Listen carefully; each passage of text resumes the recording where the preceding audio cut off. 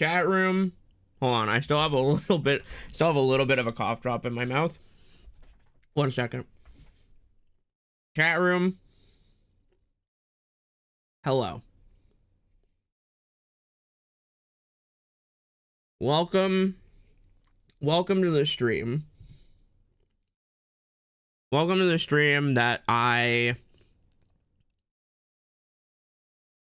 never thought would happen. Can I say, by the way, that it's crazy? In the back of my head, I have been thinking about, I was like, oh my God.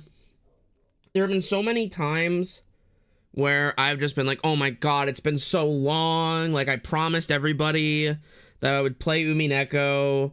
Oh my God, it's been like forever. It's been like 10 years. It's been like fucking 3 million years since I promised everybody that I was gonna play Umineko, and I haven't.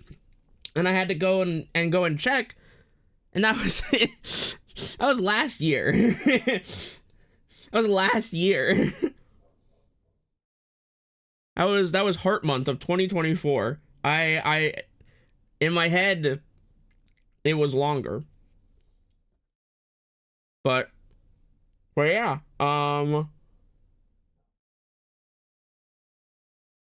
It does feel like 2001. That's right. I promised the American people after the towers fell that I would stream Umineko.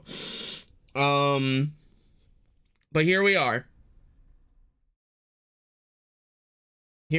It's time for, as Perp said in chat, it's time for the first stream of the first night of the next 5 years, the Okie Dokie Dev 5-year plan. But yes, one of those promises was that I would stream Umineko when they cry. The other one, I have yet to make good on. The second one was a VTuber month that I I still have to do. But that's neither here nor there. Yeah, man, fuck. I don't know. I'm excited. Actually, can I tell you that, like, all day, holy fuck. Wait, why is that not showing up on stream? What the hell?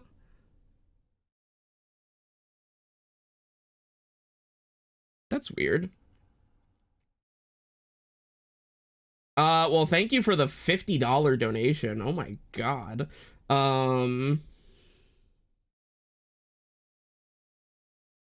VTuber month as Beatrice? Well, hold on.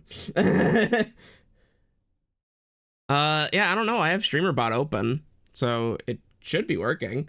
I'll have to figure that out later. But again, thank you very much for that donation. I really appreciate it. Also, thank you, the Gay Avery, for resubscribing for 15 months. Thank you, Cabin Quilt, for resubscribing for 43 months. Thank you, Perp, for resubscribing for 58 months. And Booty Jim, thank you for subscribing for 63 months. Jesus Christ, you guys, that's so much time. Oh my God, that's all so much time. So the first big question, how blind is this playthrough? That is a great question. So it is not fully blind. There is a lot of this game that I don't know. So to preface, that my girlfriend Erica was like, you know, a year or more ago, was reading through Umineko, and I tried to avoid watching it, besides like a few. I've seen things. I've seen things So it is not fully blind for me. There are things about this game and this story that I do know, that I am privy to. But the journey of how we get there is largely unknown to me.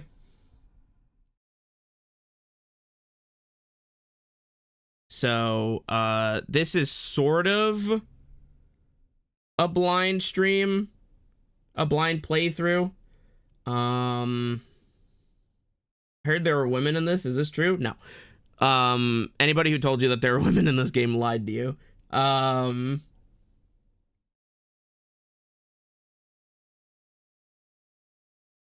Are you ready for Umineko? Like, kind of no. I'm like, I was like scared today.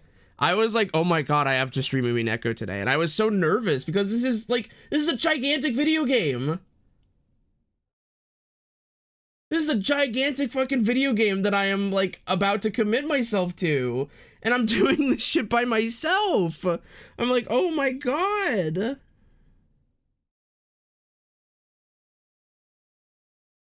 It's scary. I have no idea.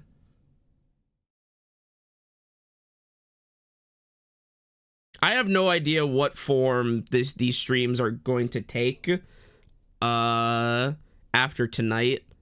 Just because I feel like this is my first like big playthrough of a game in a while.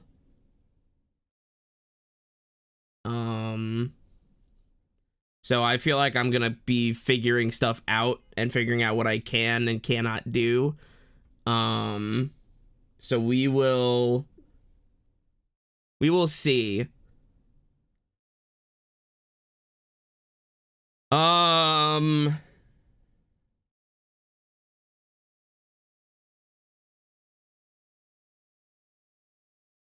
I will also know most of it, but I'm not a mod. Yeah. Aperture posted it and pinned the message, but yeah, like don't try to give me a hints or spoilers or anything. If you go in the Discord, there is a does the dog die page for like general content warnings and stuff. So go there if you need it, please. Or yeah, click on that link in the chat. Obviously there will be spoilers for stuff that is covered in the game, but like if you're someone that needs that, then do that. Don't like do it in the chat, please. I will also say just generally just throw it, like don't like let the mods take care of it if somebody does something.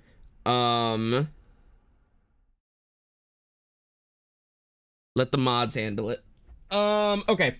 I don't think I have anything else to talk about. I don't think I have anything else that I can talk about, that I can add.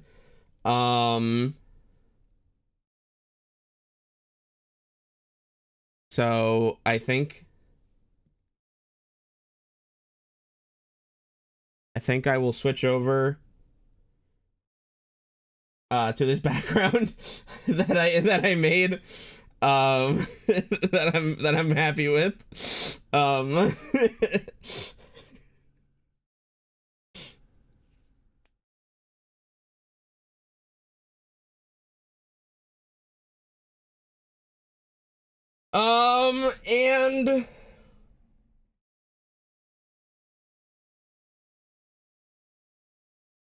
And I'm also gonna show, I'm gonna press show on this that I've had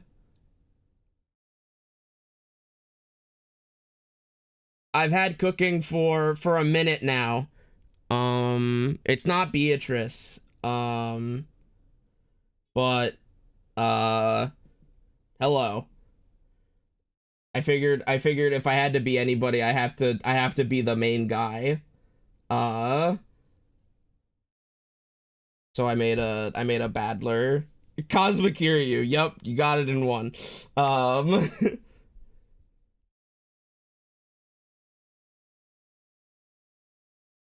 also figured that like I'm gonna have a lot of space to play with on this side of the screen because this is a fucking like 4x3 video game. So this is a fucking full body PNG tuber. Okay. Enough dilly-dallying. I think it is time to press play on Umineko When They Cry question arcs. For the first time.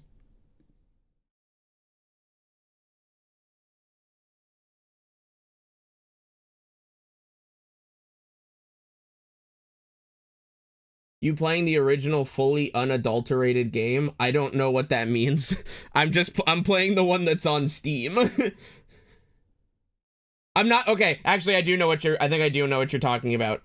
I'm not using the fucking manga gamer sprites if that's what you're asking.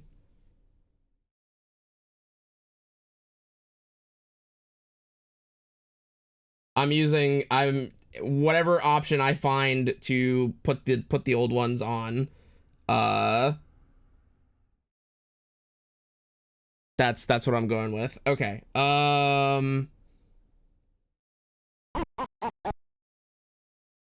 Capture foreground window with hotkey. Dark Doggy Ina, thank you for resubscribing with Prime. Ushiromiya Okidoki Dev Real, thank you. Question of the mods, is this by the same writer that has now worked on Silent Hill F? Yes, this is a Ryukishi 07 joint. This is his baby. The When They Cry series. Alright.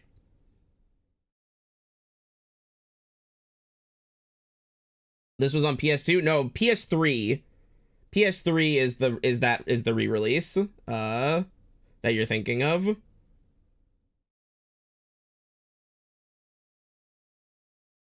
All right.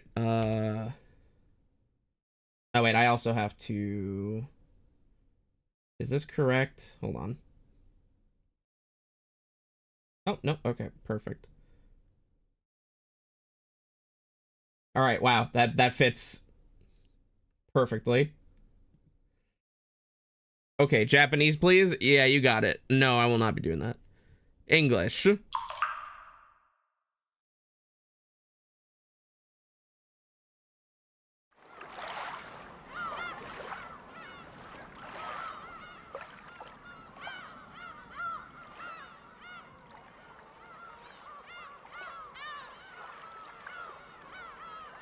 Seventh expansion presents Welcome to Rockinjima When They Cry 3. Okay, how do I... If I press start, will I be given an option to pick the... Is it under controls? To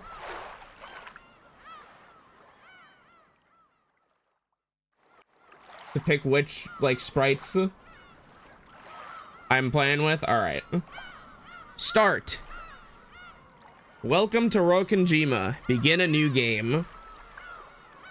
Suspended games can also be resumed from here.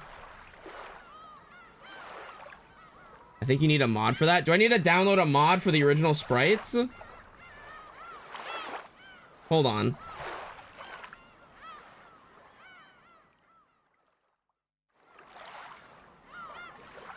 All right, well, I'm just gonna press start and we'll see what happens. You need a mod for the PS3 sprites? Okay, well, I'm good then. I'm not worrying about that. The PS3 sprites are fine. They are well done, but I don't care for anything that isn't the originals. Does this have the voice acting? I don't think so. I thought that was the PS3 version that had voice acting, unless I'm remembering it correctly. All right, episode 1. Episode 1, Legend of the Golden Witch. Welcome to Rockinjima. The Golden Witch extends her heartfelt greetings. Please take it easy and relax for the time being. There's no need to think overly hard about any of this. Quietly accept all that is going to happen. That is all that's being asked of you.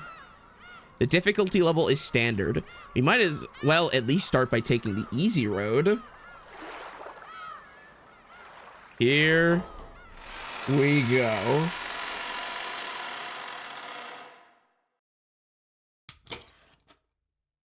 New font. Ew! Yuck. Like fucking yuck, bro. Tips mode. In the middle of the game at any time, a right click with the mouse will open up the tips mode. Here, besides load-in functions, you can view character profiles.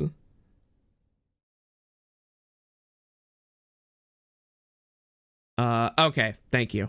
Added as you progress through the story. Probably a good idea to take a peek here every once in a while. All right, left click to start the game. This story is very obviously fictional and fantastic in nature. Any resemblance to existing... I wasn't done!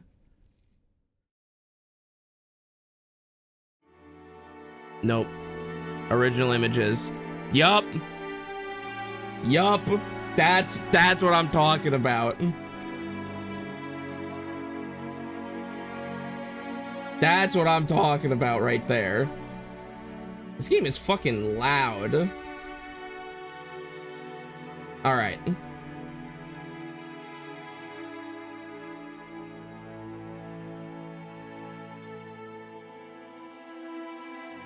Again. So you still haven't overcome your love of alcohol? The old physician let out a sigh as he removed the stethoscope. Two elderly men could be seen in the dimly lit study, which was filled with dust and a sickly sweet stench.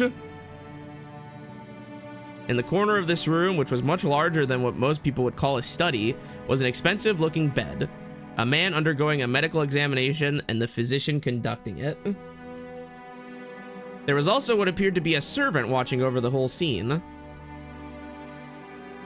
The bottle is my friend. It is no less of a friend than you, and it has stood by my side even longer than you have.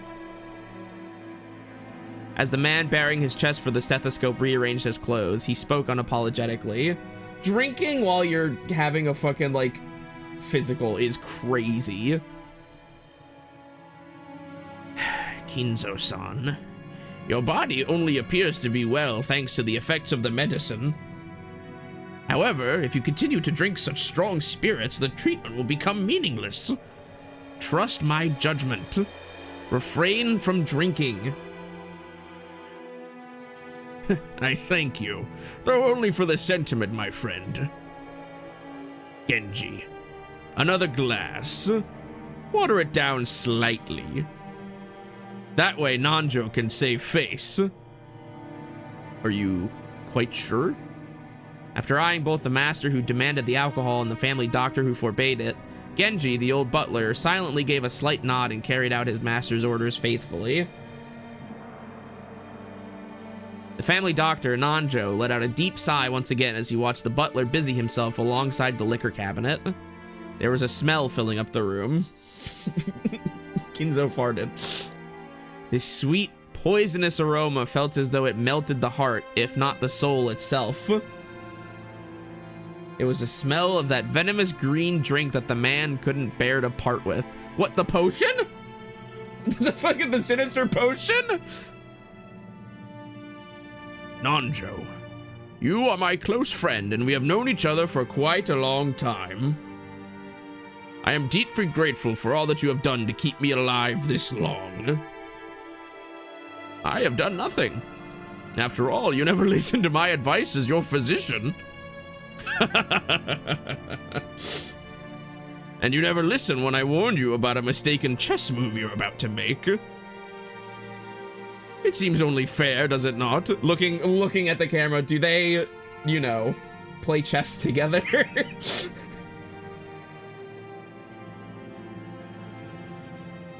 Master. Thank you. I wouldn't die if I ran out of your medicine, but I would if I ran out of this. Oops. Disregarding Nanjo, who had his face set in a resigned expression, Kinzo took the glass that Genji was holding out to him. Very few people would associate that venomous color with an alcoholic beverage. Nanjo, be honest with me. How much time do I have left? Well now, how short must I make it to convince you to set the bottle aside? Nanjo once again let out a sigh of resignation. I'm trying to figure out like different voices for these two. Then he finally spoke to Kinzo as the latter swirled his glass. You don't have long. What precisely do you mean by that? Let us illustrate with the chess game here. And here we go. You have very nearly achieved checkmate, but you have not yet cornered my king. Nanjo's gaze was directed at a side table with a massive chess set placed on top of it. Judging by the positioning of the pieces, the game seemed to be entering its final stage. Black's rook and bishop were cutting deeply into enemy lines. White's king had already been castled and cornered, so that even an amateur could see that the match would reach its conclusion before too long. Every time Nanjo came to give a medical examination, both of them would make a few moves, and then they would play chess. Nanjo was hinting that Kinzo would likely fall into his eternal sleep before this game could be concluded. These were less the words of a physician than they were the words of an old friend. Were you a normal patient, I would recommend that you write a will at this point. And what is a will, Nanjo? I don't know. Handwritten instructions to the vultures on how to devour and scatter my corpse? No, not at all. As the word suggests, it's a way for you to record your will for later generations. It is far more than just a means to divide up your inheritance. Oh. And apart from the division of the inheritance, what might I write of? You might write of your regrets, or matters you have left unfinished. Things you want to pass down to others, or merely matters you wish to communicate. Anything you want. Things I want to pass down to others, or matters I wish to communicate? Ridiculous. I, Ushiromiyo Kinzo, have not one thing I want to tell or leave behind. I was born with nothing. I will die with nothing. There is nothing I wish to leave to my foolish children. Even if the end were to come today, even if it were to come right now, I would accept that fate of death without a trace of fear. I created everything. My fortune, my prestige, everything. Those were built up by me, and they will be lost along with me. There is nothing I wish to leave behind. Holy shit. An entire screen about how much he fucking hates his children. Nothing! After I'm gone, I care not if it all goes to waste. I desire no tomb, no coffin. Those were the terms of the contract I made with the witch. When I die, everything will be lost. That has been part of the promise since the beginning, and that's why nothing will be left behind. There is nothing I can leave behind. After reaching a furious crescendo, Kinzo suddenly slumped over. Oh shit. His expression was limp and feeble, as though an evil spirit had possessed him and then left. However, I do have one regret. I have nothing to leave behind, but there is one thing I cannot leave undone. You would do well to write it down. Of course, it would be best if you could finish it before your time comes. However, even if the worst happens, those who come after you will carry it to completion. This here is the reason why I struggled with the idea of bringing people on board to voice this game. Hello, Shar. Yeah, no, I'm not winning because they're talking about chess and I don't know what's happening. This is partly why I struggled with possibly bringing people on, because, like, you know, this is what the game looks like So you kind of just have to know who's talking, and asking that of people watching, like, of people in a call is basically impossible. It would be a lot of, I think Kinzo's talking here. I think this is Nanjo.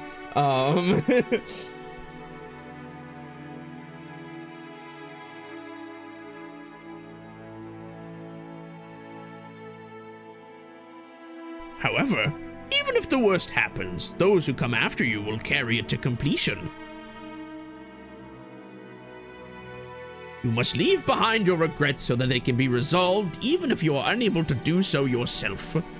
That is the purpose of a will.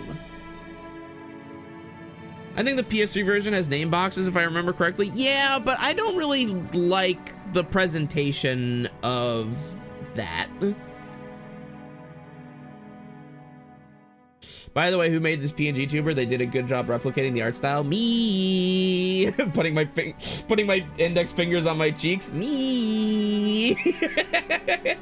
Thank you.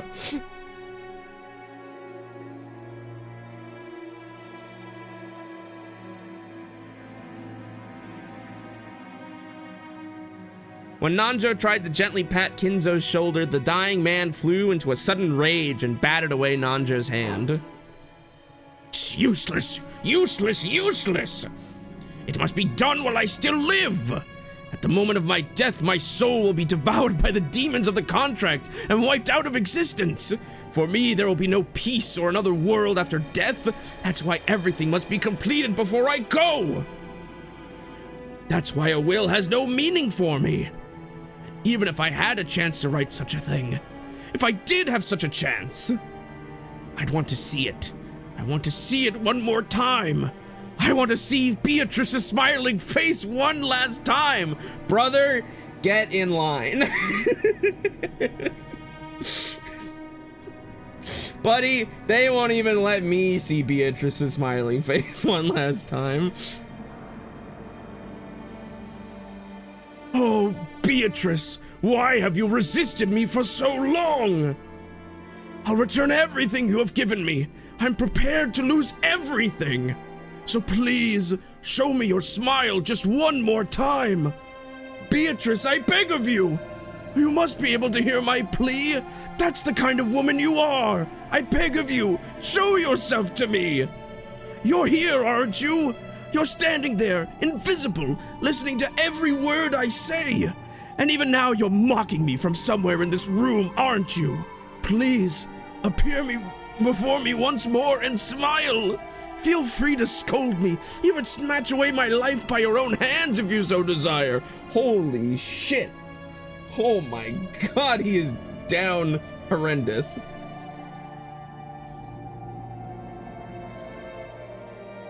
Oh hey, a visual novel. I've got time for one of these. What's up, Reno B?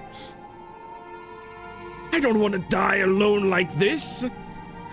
I cannot let myself die until I have seen your smile just one more time. They call this a visual novel? Where are the visuals?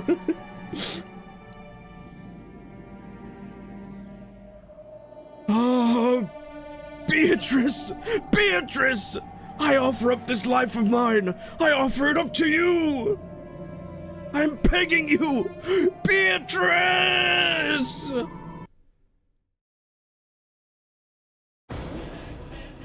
Whoa. What the hell?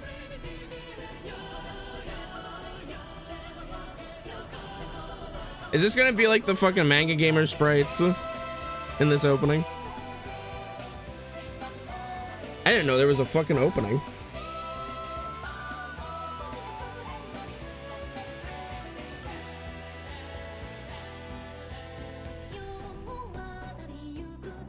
Nope. All right, we're so back.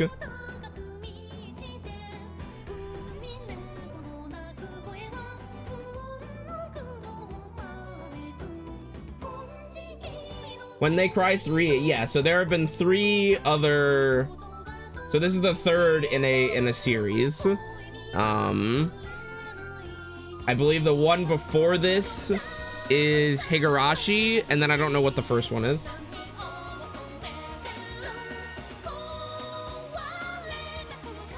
Oh, it's both of it's Higurashi. Okay. And then after this is Sakonia.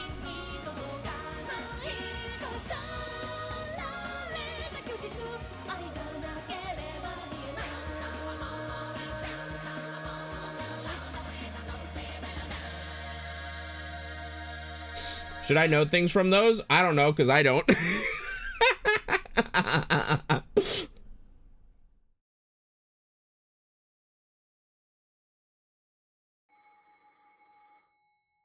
The first day, October 4th, 1986.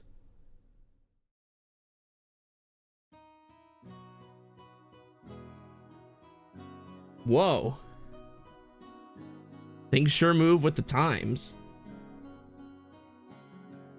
I can't believe we'll be able to make the trip in just 20 minutes. I couldn't help but scratch my head and marvel at how far things have come in recent years. We used to go by boat. Back then, we were all forced to endure nearly half a day of swinging back and forth over the sea before we reached Nijima. Things have gotten so much more convenient these days. Still, I've never been on a plane this small. I've flown in a huge jumbo jet before, but this will be my first experience in such a tiny one. It's gonna shake, isn't it? They say smaller boats shake more than big ones, so I guess the same rule probably applies to planes. Just spare me. Don't worry, Battler-kun. It shakes much less than that boat did. God, is that you, George Aniki? Don't scare me like that. You just shaved 3 years off my life. Anyway, what's shaking got to do with anything? You don't think I'm actually scared of the plane shaking or maybe falling out of the sky or something, right? I don't know. You did. I didn't say all that. You did. Oh, of course not. My mistake. I see you've changed a lot since we last saw you. After all, it's been 6 years since then. You're not a kid anymore. Sheesh. And here you are, old enough to smoke and drink, and vote, and die. I've got no interest in smoking, but I've always wanted to try some booze. I'm gonna close my door.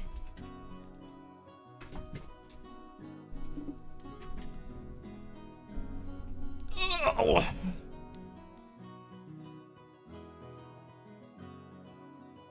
Well, if you've got your dad's genes, I'll bet you can hold your own when it comes to drinking, right? Well, I usually drink for business rather than pleasure. It's pretty hard to do business in Japan without it. That's exactly right. That's why I never miss a chance to get in some practice. That's no good, Battler-kun. You're still a minor. Don't you know alcohol can stunt the growth of, never mind. Come on, I'm tall enough already. In fact, it'd be easier to find clothes if I shrunk a little. I puffed my chest out proudly. Until I hit my growth spurt, my height was below average in my class. But then, I grew and grew, and before I knew it, I'd passed 180 centimeters, 5 feet 11 inches. Okay, so then he's actually 5'10".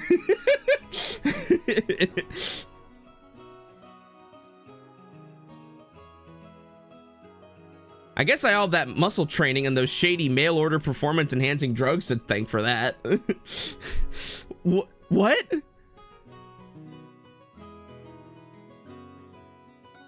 You're doing what, Battler? Before then, I never dreamed that I'd shoot 10 centimeters above George Aniki, who reaches peak height early on. Damn, I'll bet my relatives all say, "Look how big you've grown, Battler-chan," or something. It's all so embarrassing. I wish they'd just give me a break. Anyway, my name's Battler. Well, it's pretty damn weird, don't you think? I gotta wonder what my parents were thinking when they named me that. I've never met anyone who could read it right the first time. I usually get called Sento-kun. Sorry, but that's not even close. Buddy, I know your pain. My name is written, yup. Like that.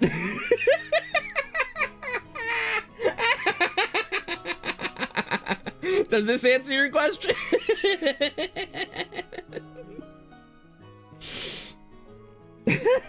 Hang on.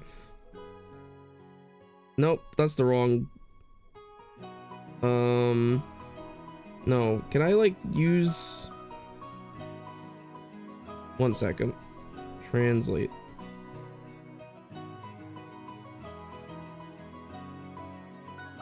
Japanese to English.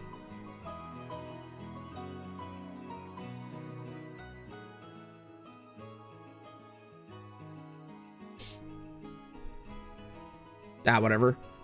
Can you read it? Nope. No, I can't, sir. No, I cannot.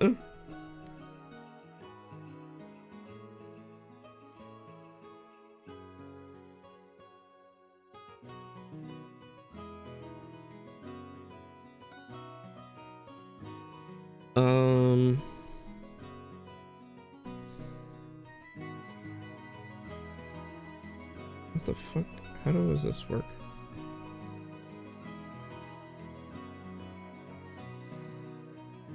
The first part is my family name, Ushiromiya. That's a fairly plausible Japanese pronunciation so far. The problem is my given name. Made up of the characters for fight and person, and it's pronounced Badler. Put it all together, and you've got Ushiromiya Badler. Kanji can be said multiple different ways. Yeah, I know that there are different pronunciations. I just didn't. I've got to brush up on. I really have to get back on like practicing kanji because that meant nothing to me. Pretty crazy, right? It's crazy enough that my parents decided to call me that, but it's even more crazy that some government worker let them make it official. It's not really their business. Both groups are at the top of my must-kill list. Anyway, this is one of my cousins. His name is, yup, pronounced Ushiromiya George. He's 5 years older than me, so he must be turning 23 this year.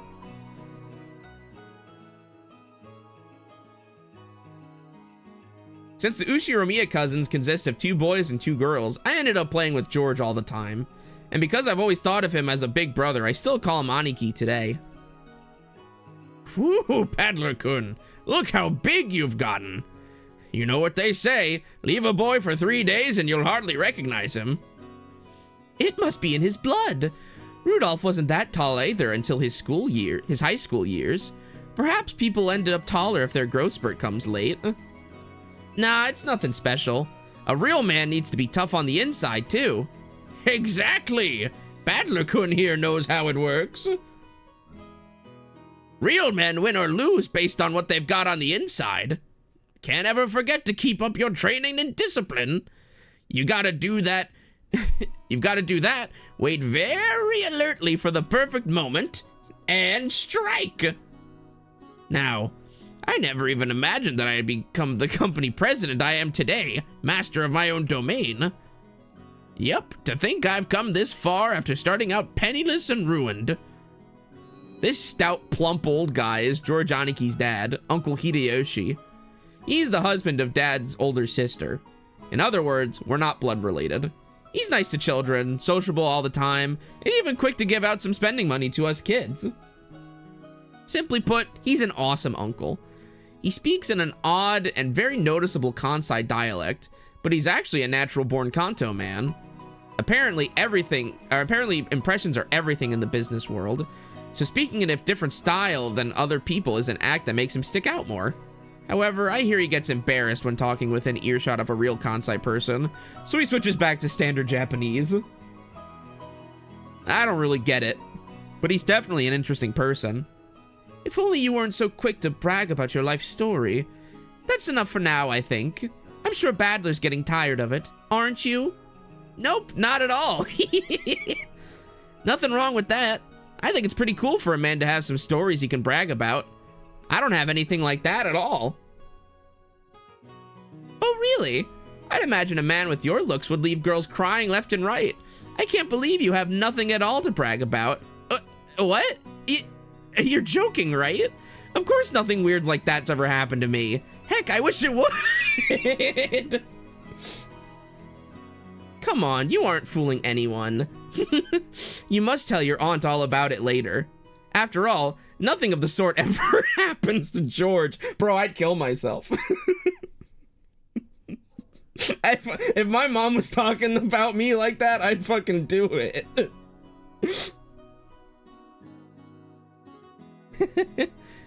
This is George Aniki's mother, Aunt Ava.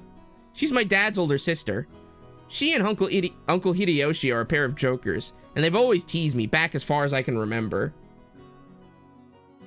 This sometimes made them a bit hard to get along with when I was small. Well, I guess the events of the last 30 seconds prove that they could still be hard to get along with. Even so, George Aniki's family is interesting and fun, and they seem to get along just fine. Sheesh, that's pretty much the total opposite of my family. Badler-kun, have you seen Rudolph-san? Huh? He headed off to the bathroom a while ago. Is he not back yet? Maybe the poor geezer dropped dead. What the fuck? Namu namu namu. That's no way to talk about your own father. Still, this isn't the first time he's taken so long in the bathroom. Yeah, the guy's always been that way. Does he really have to take a magazine with him every time he needs to take a dump? You don't get it. 30 years from now, things are gonna be the same.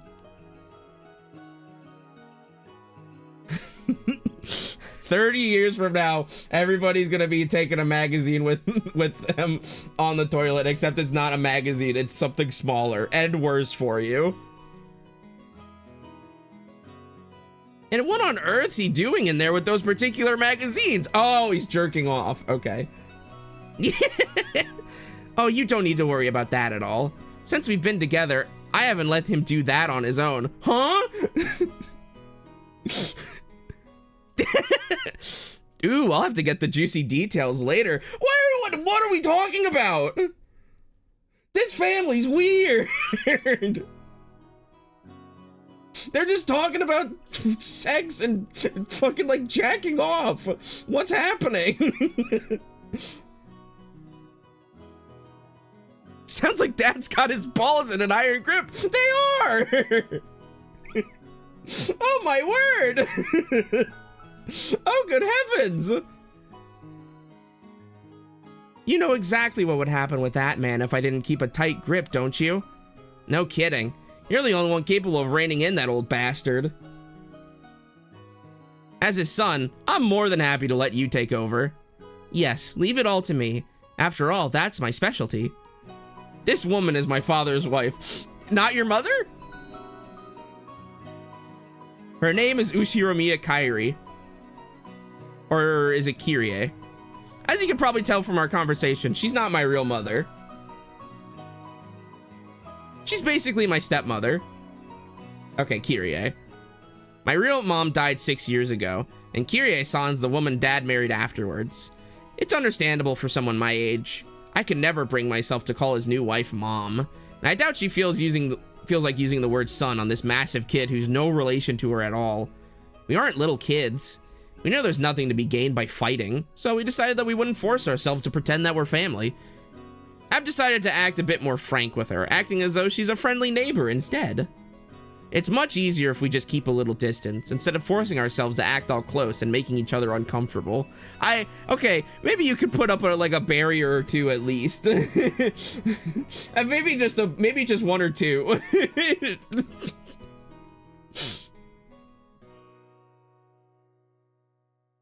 Kirie-san has always been very open about all this, and thanks to that, we've been able to get along pretty well. Then, just when we were bad-mouthing Dad about being in the bathroom, the man himself came back, wiping his hands with a handkerchief. Dude, your tits are crazy. Battler? Hey, what's up, Dad? Ow, ow, ow, ow! Don't pinch my ear! Ah! So, you've been talking trash about me with Mom again, haven't you? What makes it so hard to show a little respect for your father? Ow! Ow, ow, ow, ow, ow, ow, ow, ow. Damn it, that hurts. You can stretch your ear all you want, but I'm not gonna be able to fly. That hurts. Come on now. Up, up, down, down, left, right, right. How are they doing? Bro, that game's not out yet. Now say, Father, please forgive me for being so rude. Like hell I will. Go find yourself some members only store if you want it that much. Ah, let go! This old bastard is my dad. I think I'm pretty tall myself, but Dad's just about as tall as I am. It's no surprise Aunt Ava started talking about Dad's blood when he saw my height. By the way, my height isn't the only thing I got from him. It seems having weird names runs in the family. Dad's full name is written this. You can't read it, can you? Nope. He knows. Come on, it's just... Oh, is that all? Anyway, this guy's name is pronounced Rudolph. He must hate grandfather for giving him that name. Still, that's no reason to pass that weird naming tradition on to me. As the old bastard twisted my ear all over the place, Aunt Ava snuck up behind him and grabbed his ear. Hey, Rudolph, you should know better than to physically abuse your son. That hurts, Aniki. This scene perfectly illustrated the relationship between the prankster younger brother and the older sister who could deal out punishment to him despite his size. I think that's good enough for now, Ava Nason. I'll make sure to stretch out his other ear later on. Oh, my apologies. I must leave some polling for you to do, Kirie-san. Rudolph, make sure Kiryu-san gives you lots and lots of punishment later on, okay? You're one to talk, Aniki, abusing your little brother like that. Hideyoshi Nisan, I'd like to thank you very much for picking her up. If you hadn't been so generous, she'd still be unsold in the store. You have my gratitude and apologies. What? Who are you calling unsold? After taking 2-3 steps back, Aunt Ava unleashed one of her beautiful high reverse roundhouse kicks, which stopped just a centimeter away from the tip of Dad's nose. After starting out with Tai Chi Chuan for her figure, Aunt Ava then developed an interest in the Chinese martial arts. After that, she went through karate, taekwondo, capoeira. What is it she's learning now again? Well, anyway, they say a woman's weapons are in her lower body, and that's literally true for Ava. Rudolph! Did you know that a single direct blow to the side of the head like that would knock you unconscious? Not so long ago, I accidentally connected in a practice match and my opponent was out cold. Sheesh, what a pain. I'm so sorry she can't help walking like a freak. Dad, completely unfazed, shrugged and smiled, ironically at Uncle Hideyoshi. Never had a brother or sister myself. So when I see you two bickering with each other, it makes me feel all warm and fuzzy inside. It sure is nice to have a big family. Oh, then why not consider making a little brother for George-kun? He's already a fine adult who's about to go off on his own, so it might be a good time to have another child. Hey, have a little sympathy for the new kid, and all the pain and suffering he'd have to live through. I'm surprised even George-kun turned out as well as he did from being born from this sinister sister of mine. And what an awesome kid he is. Dude, calling him awesome. My fucking nephew is fucking awesome. Please share some of that with our blockheads of a son someday, will you? That's not at all how it happened. It's thanks to Ava Nasan's proper rearing that George-kun became the kind, gentle kid he is now. Isn't that right, Nasan? Oh, come now. You think so?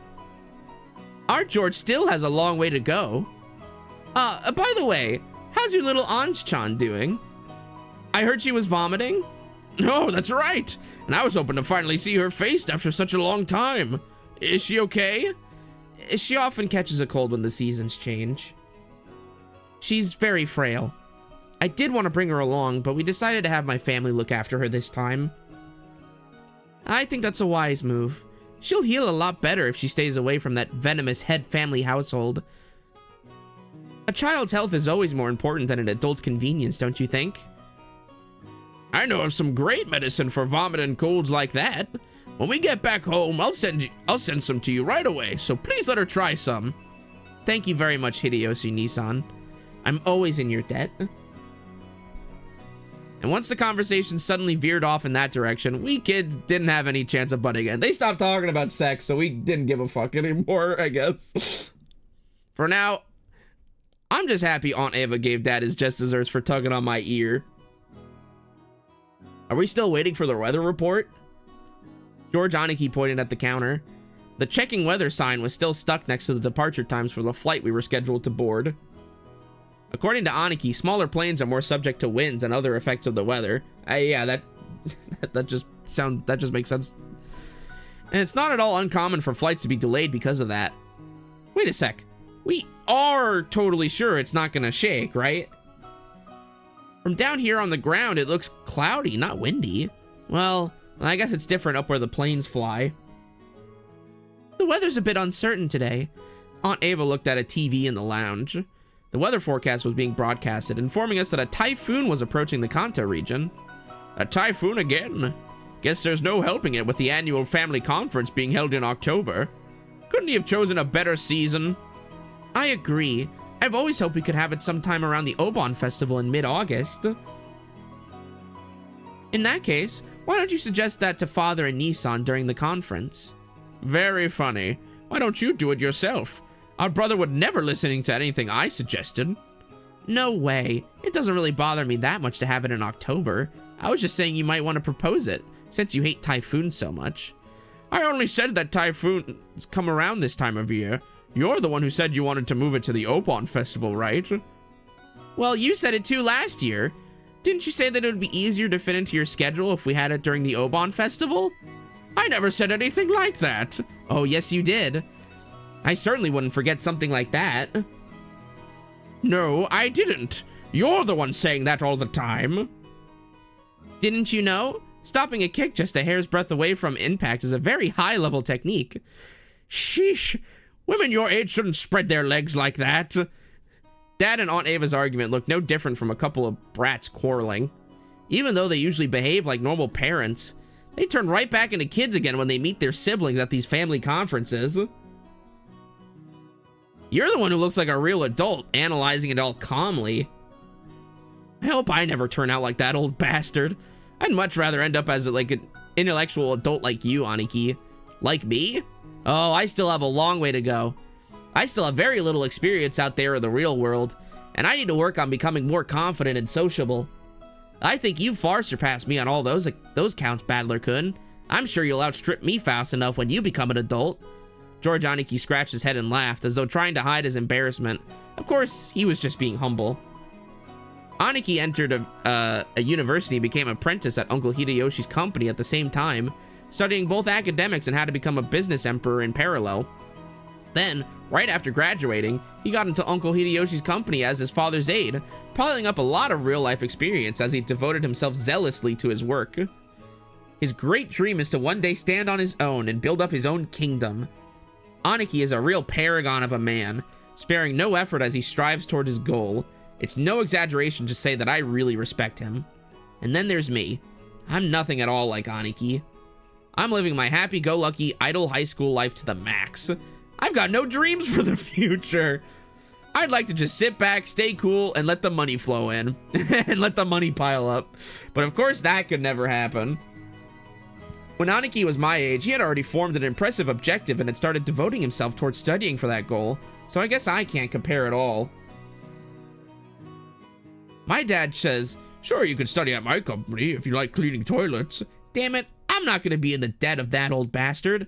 I'll find my way myself. If only willpower was all it took to become an adult. Should I go on one of those self-searching journeys that are all the rage these days? Well, it's not like I can mooch off my parents for that kind of money. Right then, Uncle Hideyoshi shouted out loudly. He's a really nice person on the whole, but he does have a problem controlling the volume of his voice. When I looked over, I saw that he was greeting Aunt Rosa, who had come late. Oh, if it isn't Rosa-san! Maria-chan, long time no see. Long time no see. Maria. Shouldn't that be it's good to see you again? Greet your uncle properly. It's good to see you again. There you go. Well said. How about some candy as a reward? Oh, huh? Where'd I put it? Rosa-san, it's good to see you again. It's good to see you too, Maria-chan. It's been too long, Kiria-ni-san, Hideyoshi-ni-san, and oh my, Badler-kun, look how big you've gotten. Come on. It's embarrassing hearing that from every person I meet. Hey, Rosa, you're late. If the plane was on time, you'd barely have made it. I'm sorry. We had some trouble making our train connection. So, are we waiting on the weather again? Oh, don't complain. I much prefer the 30-minute plane trip to spending 6 hours bouncing about on a boat. Even if we're kept waiting here for an hour, it's still much faster overall. Maria-chan's gotten huge too. So how tall are you now? So how tall am I now?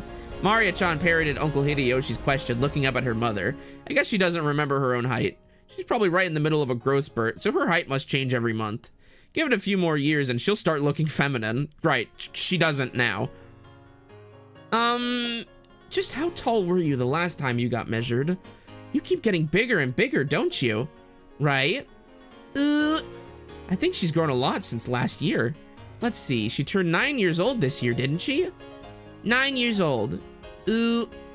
That's right, you're 9 years old now. Glad to see you're doing well too, Maria-chan. Up you go. I guess you've gotten a bit too heavy to play airplane with. George Aniki, what a rude thing to say to a lady. Here, I'll do it. Up you go. When I went to lift her up in Aniki's place, Maria's stiffened defensively, staring suspiciously at my face. Ah, that's right. The last time I met Maria, it was 6 years ago, and she was only 3 years old. Of course she doesn't remember my face. Maria-chan, don't you remember? It's Badler-kun. You used to play together, remember? No surprise, I guess. The last time she met Badler, she was only 3. You don't keep memories at that age. She must know everyone's face apart from mine because she meets them every year. But I haven't had contact with the Ushiramiya family for about 6 years now. So it's no surprise that this 9-year-old girl doesn't have any memories of me. Even I can only just barely remember being a 3-year-old, remember her being a 3-year-old crybaby. Maria, this is Badler Oni-chan, Rudolph Nissan's son. Understand? The brother is the son. That ooh sound was probably her brain going into overload at that complicated explanation. I guess the phrasing of that was a bit confusing. Ni or Oni, the title you'd used to refer to an actual older brother, can also be a friendly honorific for a boy who's only a bit older than you. It's just like ne or one, the word for big sister. Maria-chan, this is Badler-kun. He's your cousin, like me. Like George Oni-chan? Badler? Cousin? Ooh, that's right. You got it.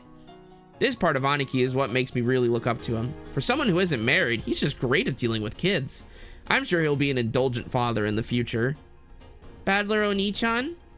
Maria looks straight at me with a questioning expression, as though asking whether it was okay to call me that. Yup, that's me, Badler. Nice to meet you, Maria. Ooh, Badler. Maria, you mustn't talk to him like that. Call him Badler Oni-chan. That's all right, Aunt Rosa. I don't sweat the small stuff. Hey, Maria, we're close enough that we don't need honorifics, right? Badler, Badler, Badler! That's right! Maria, Maria, Maria! We horsed around for a while to make up for the 6-year gap in our friendship. She probably still thinks of me as nothing more than a big new friend, but things will probably work out as we get to know each other again. But I'm surprised. She's just the way I remembered her being 6 years ago. Seems that people don't just change that much after all. I'm a bit happy that she's still the pure, innocent girl I remembered. She's 9. What were you expecting? Her name is written, yep, of course, is pronounced Maria.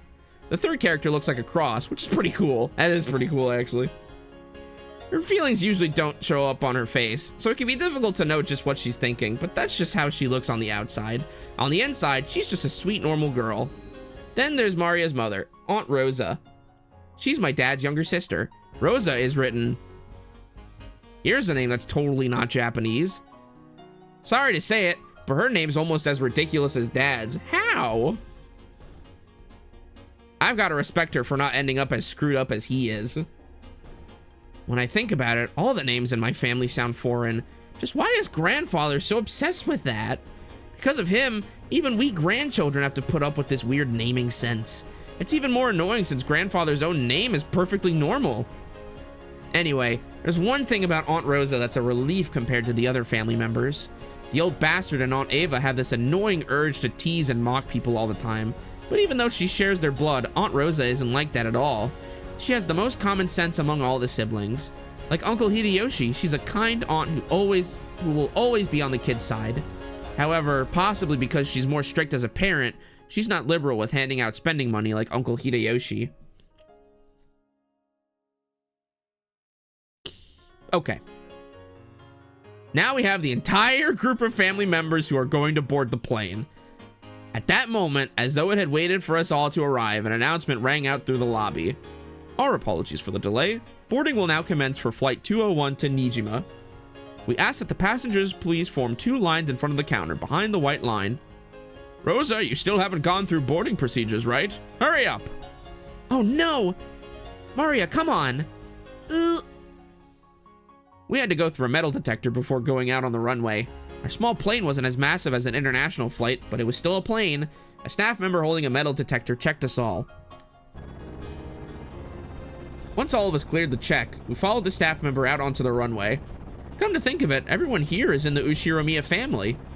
It's like this is a reserved charter flight or something. Our group stopped in front of the entrance to the airplane. Then, our guide turned around and spoke, looking down at the passenger list as he did. Boarding will now commence. As I call out the names on the passenger list, please take your seats in order, starting from the front row on the right side, and going right to left, then on to the next row. I will now begin reading the passenger list. Ushiromiya Hideyoshi-sama. Oh, I'm first. Right here. By the way, do you have some candy, Ava? I've been looking all over for some, but I can't find any. Ushiromiya Ava-sama. They're in my handbag. I'll get one once we're inside the plane.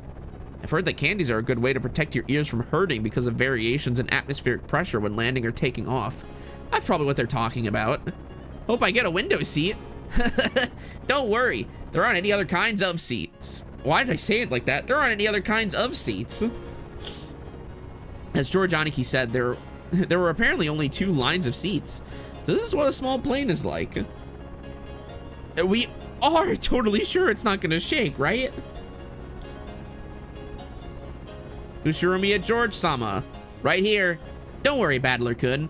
It won't shake too much. Ushiromiya Battler-sama. Haneki, what do you mean not too much? You can just swim if you fall from a boat, but if a plane crashes, you're screwed, right? We'll all get our own parachutes in our seats, don't we? Wait, we don't? Ushiromiya Rudolph-sama. Come on, Battler. Stop standing there slack-jawed and get in. Ow, Dad! Don't push me! We don't get parachutes! Ushiromiya Kirie-sama. Okay, you two, stop fooling around. Let's move on in. Ow, Kirie, don't push me! This blockhead isn't moving! Ushiromiya Maria-sama. Let's move on in. Ushiromiya Rosa-sama. Maria, be quiet. This is so joyous. This does feel like a family. This is your pilot, Kawabata. We'd like to thank you for taking New Tokyo Aviation's Flight 201 today. We estimate that the flight to Nijima Airport will take about 20 minutes. We are receiving reports of atmospheric turbulence. There may be some shaking on the aircraft. Oh, fuck. So we ask that you do not unfasten your seatbelts after takeoff. Aniki, did that guy just say we needed to wear seatbelts? In a jumbo jet, they let you undo them after takeoff, right? So it's gonna shake so much that we can't take them off? Damn it, you tricked me! It is going to shake after all! Where are the parachutes? I knew I should have taken the boat!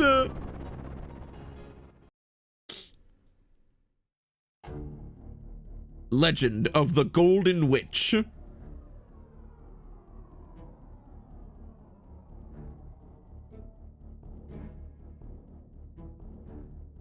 Ushiromiya Battler. Also, also featuring the Skulls Parasite unit. Ushiromiya George. Ushiromiya Jessica. Who the oh, what? Ushiromiya Maria. Ushiromiya Kinzo, Ushiromiya Kraus, Ushiromiya Eva, Ushiromiya Natsuhi, Ushiromiya Hideyoshi, Ushiromiya Rudolph, Ushiromiya Rosa, Ushiromiya Kyrie,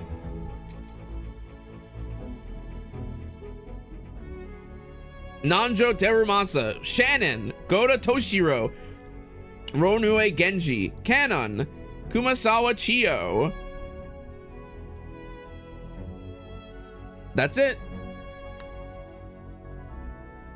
It's so beautiful.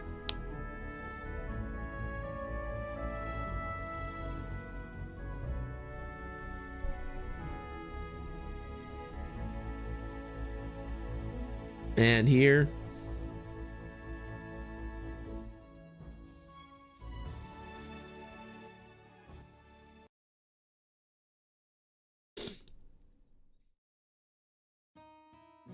I should have taken the boat. The boat.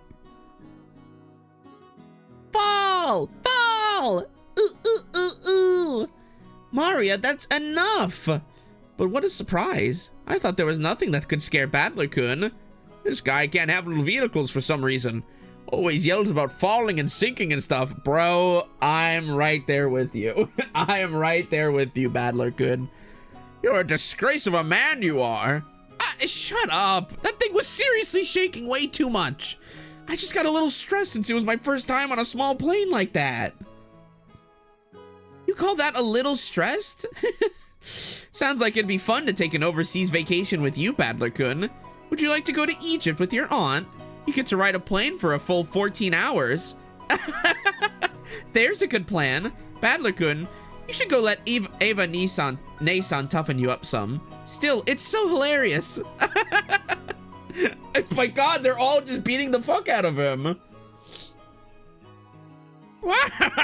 Now. Everyone's got their own strong and weak points. It's bad to laugh at them. Dad, you're laughing too.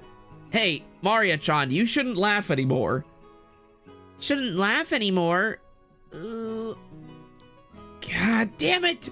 Is being scared of planes really such a big deal? Everyone obviously thinks I'm a big oaf now.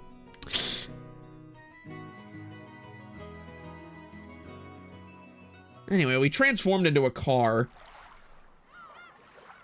We split up and took separate taxis from the airport to the harbor. From there on, we would be taking a boat to the island. The islands are right next to each other, so the distance of the trip wasn't that great. By boat, it was a leisurely 30 minutes to the island. When we reached the pier where the boat to the island was anchored, we saw a figure waving at us. Oh, what's up? George Nissan! It's been so freaking long! Ah, Jessica-chan, it's been a year since I saw you. You've gotten taller again, haven't you? Don't give me that. It's embarrassing when you say it every year. Hey, Aniki, you've got to be kidding me. Is that really Jessica?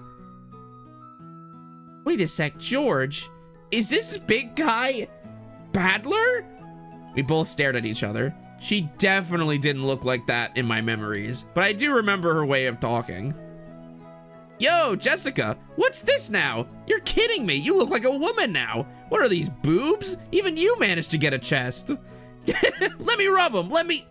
Don't screw around with me. I'm a blushing flower of 18. Of course my hair grew longer and I got these. What, you think I got boobs just to be fondled by you, loser? And speaking of you, sure, you got all ridiculously huge, but you get a bit stronger too? Don't screw with me. I'll show you how much training I've done since back then. You're pissing me off. I'll beat you at your own game. This headstrong's girl name is... Chat, write it down. She was born under the same unlucky star as me, sharing the same kind of weird name. Anyway, blank is pronounced Jessica. She's Dad's older brother's daughter.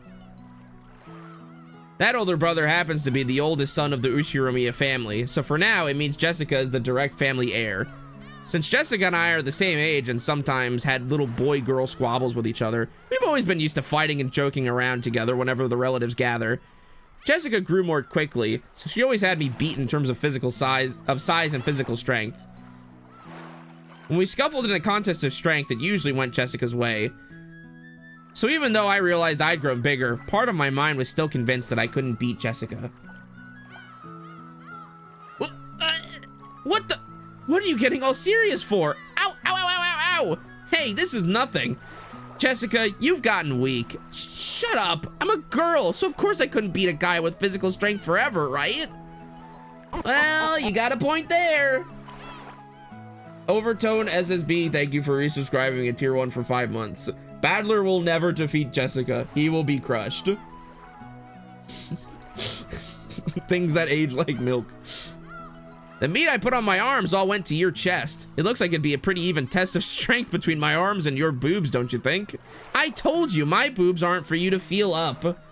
Besides, how about you? Did your cute little elephant-san get a little bit bigger to go with the rest of you? Stop it, idiot. No, you perv. I'll be ruined for marriage. Don't touch my crotch. Don't say stuff people are gonna misinterpret. How is there a way to, how do I interpret? If I may ask, how do I interpret?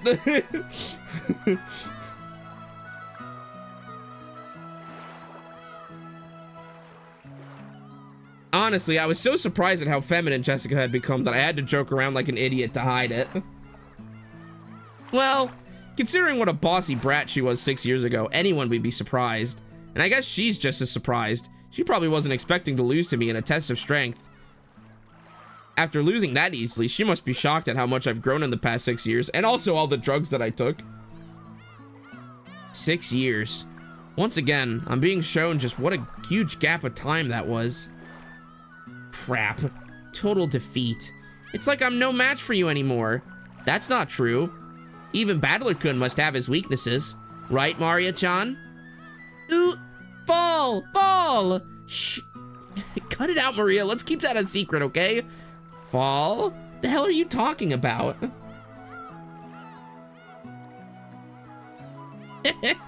Sorry, but there's no chance you'll see that weakness of mine now. After all, the nightmare plane trip is already over and done with. Only thing left is the nice, quiet splashing of the boat ride. I never thought I'd start loving that piece of junk boat this much. Huh? George Nissan, is there something wrong with his head? You'll understand soon. Very soon. At the time, I didn't get what Aniki meant by that big smile. What have we here? Oh! Battler-san, how big you've grown! Who's it this time? Oh, that's Battler. Who is it this time? It's an old lady with an apron. Oh yeah, that takes me back. I remember now. You remember her, right? It's Kumasawa-san, the servant. I could never forget you, Kumasawa-ba-chan. After all, you haven't aged a bit in these past 6 years. If anything, I'd say you're looking younger than ever. Oh, lately my skin's been getting quite smooth and silky. And look, hasn't my chest gotten bigger as well? How'd you like a little feel? You're kidding, right? My breast fondling is strictly limited to bouncy girls. Oh, I was quite bouncy in my youth. Don't be shy. Fondle to your heart's content. Ah, give me a break. It's girls I'm looking for, not grannies. The jokes I cracked about Jessica were being turned against me. Come to think of it, Kumasawa has always been the type to tease people. Kumasawa-san, stop. What are we, guys, what are we doing here? What are we doing? Stop that now.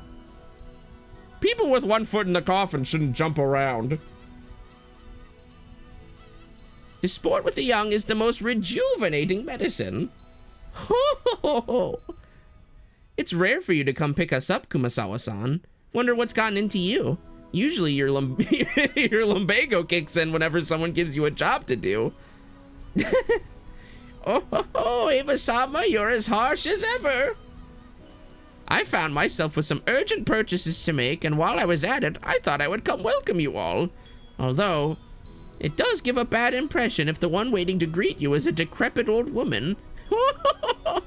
Aunt Ava spoke sarcastically, but Kumasawa Bachan's years of experience were nothing to sneeze at. She was more than capable of smoothly and coolly deflecting that comment. Well, it feels bad to say it, but old Kumasawa Bachan may be past her prime as a servant.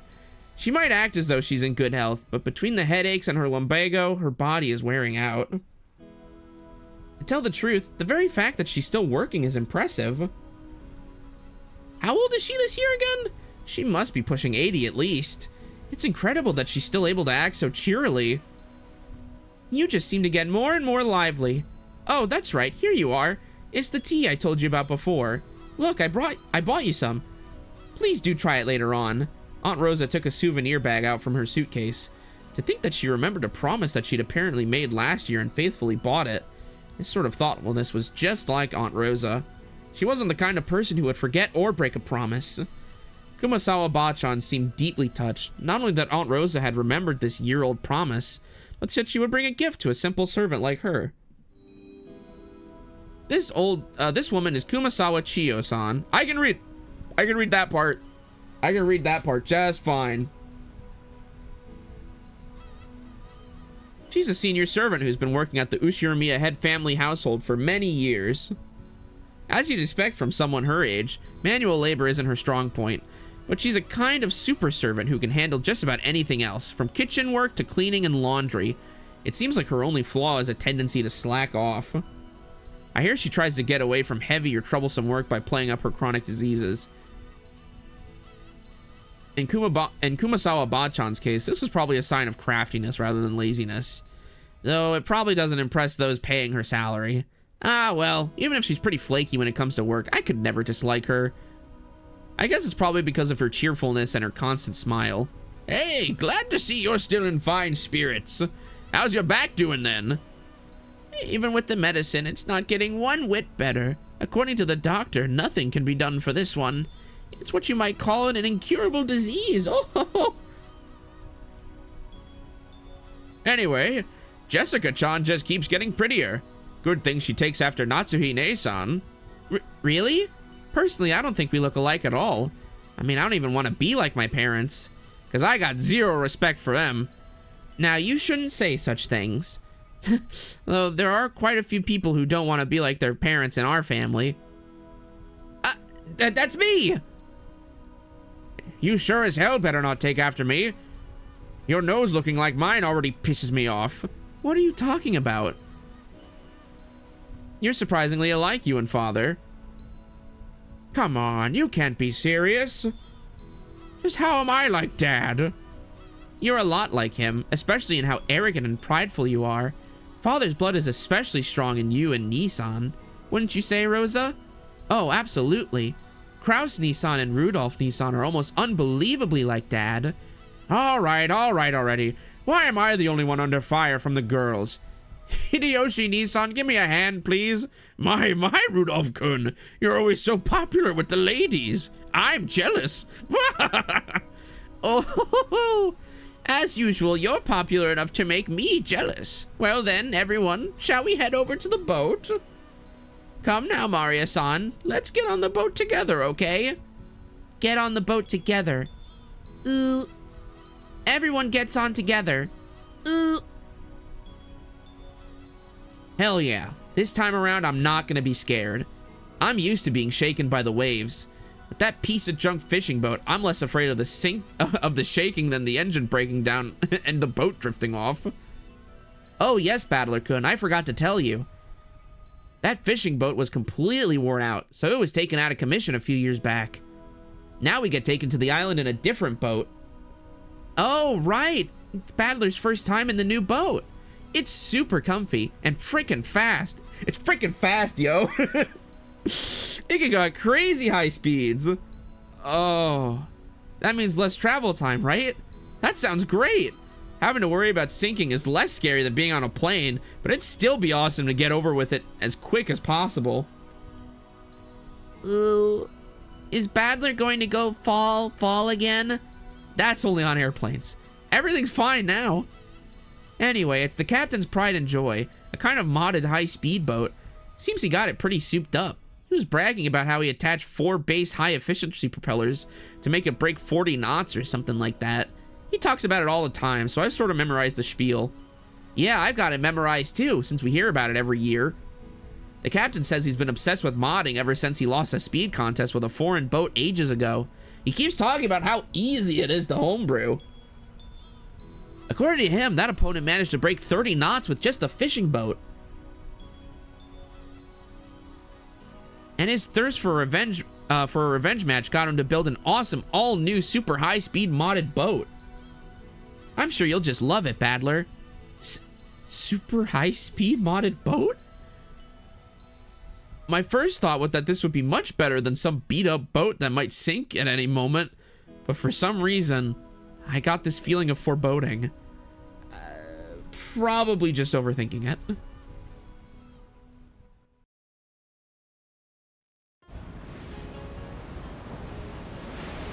Oh fuck, we're gonna crash! Hey, Battler, maybe you should just swim to the island. Battler-kun, you shouldn't lean over the railing too much. You might fall. Ooh, fall! Damn it! So this is why you were all grinning back there? So this is the super high-speed boat that the captain started modding. Oh yes, that piece of junk fishing boat from 6 years ago doesn't hold a candle to this guy. Whoa, it's shaking! It's shaking! I'm gonna fall! Ooh! Gonna fall! If I fall, I'll land in the ocean and drown! Where's the parachute? I mean, where's the buoy? Give me a life jacket!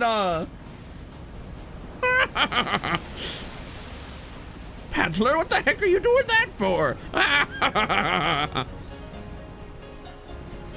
Oh, that's Jessica. Oops. That was a great impression of Hideyoshi that you just did, Jessica. That's crazy. Jessica-chan, Maria-chan, it's not nice to tease.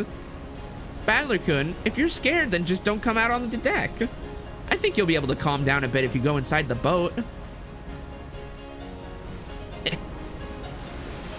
That's a no thank you, Aniki.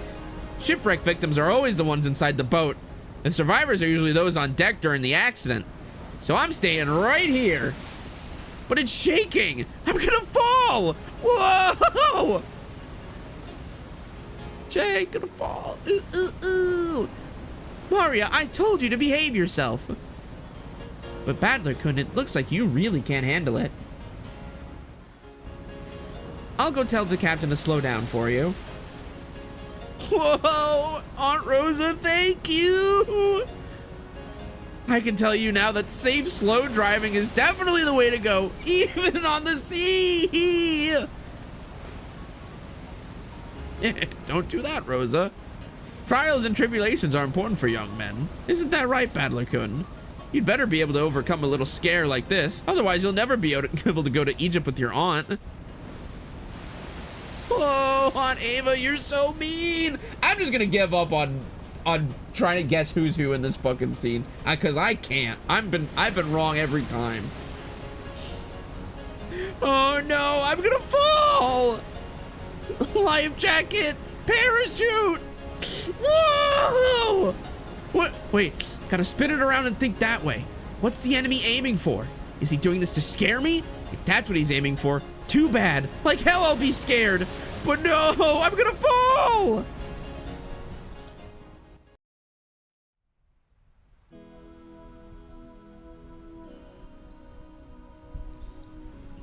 So after I made a huge fool of myself for a while, Aunt Rosa had a talk with the boat captain, and he slowed down to a more manageable speed for me.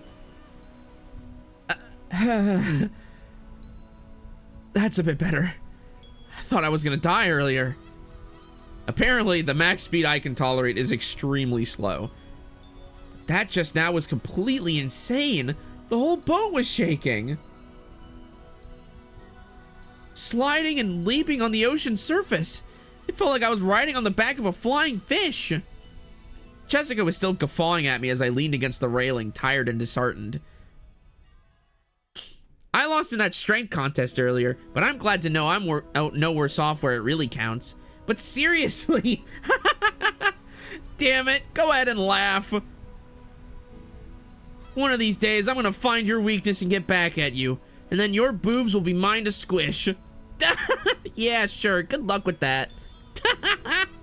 Ooh, Badler all week. Yeah, Badler all week. I want to die on land, not in the ocean or the sky. Maria was patting my back, so I patted her head in return. Her expression was blank as usual, but I realized that she wanted to console me. Badler-kun. The captain's throwing in drinks to make up for this. Would you like one to calm yourself down? George Aniki and Kumasawa Bachan brought us all ice-cold cans of soft drinks covered with beads of water. Judging from Kumasawa-san's big grin, our parents inside the boat were probably all rolling around laughing at my moment of pure terror. Damn it, I'm so embarrassed. I can't bear to face any of them. If I didn't change the subject somehow, I'd have the feeling I'd be the butt of everyone's jokes for the whole trip. So I tried to think of something harmless to talk about. Hey, Jessica. How are Uncle Cross and Aunt Natsuhi doing? My old man and mom? Unfortunately, they're fine. Though every other word out of their mouth is study, study, which pisses me off. I'm so jealous since it doesn't look like Uncle Hideyoshi or Uncle Rudolph would say stuff like that. Oh no. Before I had my exams, my parents kept pressing me about it over and over. I thought it was annoying then, but now I'm grateful. I knew it. You really are awesome, Aniki. Anyway, I have to look after myself. No one tells me what to do. Well, it's not like I'd listen if they did. Badler-san, have you still not returned to your parents' home? Well, I kind of go back now and then. I got lots of clothes and stuff left at the house I was living at until recently. Ooh? Badler has 2 houses? Something like that. Why? Why do you have 2 houses? Ooh? Ooh? Only Maria, who couldn't really grasp the situation, voiced this naive question. However, the others just shot nervous glances at me, choosing not to respond even though they knew the answer. Maria, look, you can see the harbor now. Look, over there. Can you see it? Ooh, saw the harbor, saw the harbor. Apparently, Jessica was trying to be nice by changing the subject. Ah, well, I'd rather not talk about it if I can help it. But it's uncomfortable to have it treated like some kind of weird taboo. I don't mind it that much myself anymore. I may be a member of the Ushiramiya family, but the truth is that for the last 6 years I've been living with my grandparents on my late mother's side, and I've even been using her family name. When those grandparents passed away one after the other, I basically had no choice but to go back and live with the old bastard. Don't get me wrong, I didn't just run away from home or anything like that. The only one at fault here is my dad. I don't really blame Kirie-san. Being able to hold that old bastard's rein and ride him out is no mean feat. Still, the way that old bastard betrayed my mom, well, unfortunately, I still haven't fully gotten over that. Ahem. We'll be getting there soon. Did you just say ahem out loud? George Aniki cleared his throat, trying to change the subject. Please forgive my indiscretion. It seems this old woman has said too much already. If I have hurt your feelings... I don't mind it, and no one's feelings are hurt. Don't worry, Kumasawa-bachan. Kumasawa-san seemed to regret speaking out of turn. But I was more concerned about being worried over for something like that, so I stood up and passed it off lightly. After that, I had a sip of my drink and headed over to Maria and Jessica, who were gazing at the silhouette of the island. Ooh, Badler, I saw the island! Saw the island! There, there, there! Ooh, ooh, ooh! Where is it? Oh, I see it now. Even after 6 years, the island hasn't changed a bit. Yup, there it is. The small island silhouette in front of us had gotten pretty close. This island's name is Rokenjima.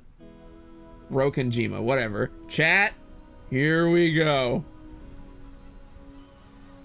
Here we go. It's a small island about 10 kilometers around, located in the Izu archipelago. Since they call this archipelago the Izu 7, lots of people think there are only 7 islands, but that's not true. There's actually several more, and Rokenjima is one of the minor islands that don't get counted. Even if that weren't the case, I doubt you'd find many people who knew about this island. Only people connected to the Ushiramiya family ever go there, In other words, outsiders and tourists never have any reason to care about it, so you'll never find this island's name in a travel brochure. After all of Rokenjima is an estate possessed by the Ushiromiya head family. Only the Ushiromiya family lives there, and only people connected to the Ushiromiya family come and go to and from there. There's nothing there except a harbor and a mansion.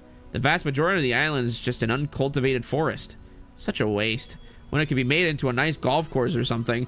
Badler, shut the fuck up. Shut the fuck up. Don't say that. Don't say that ever again.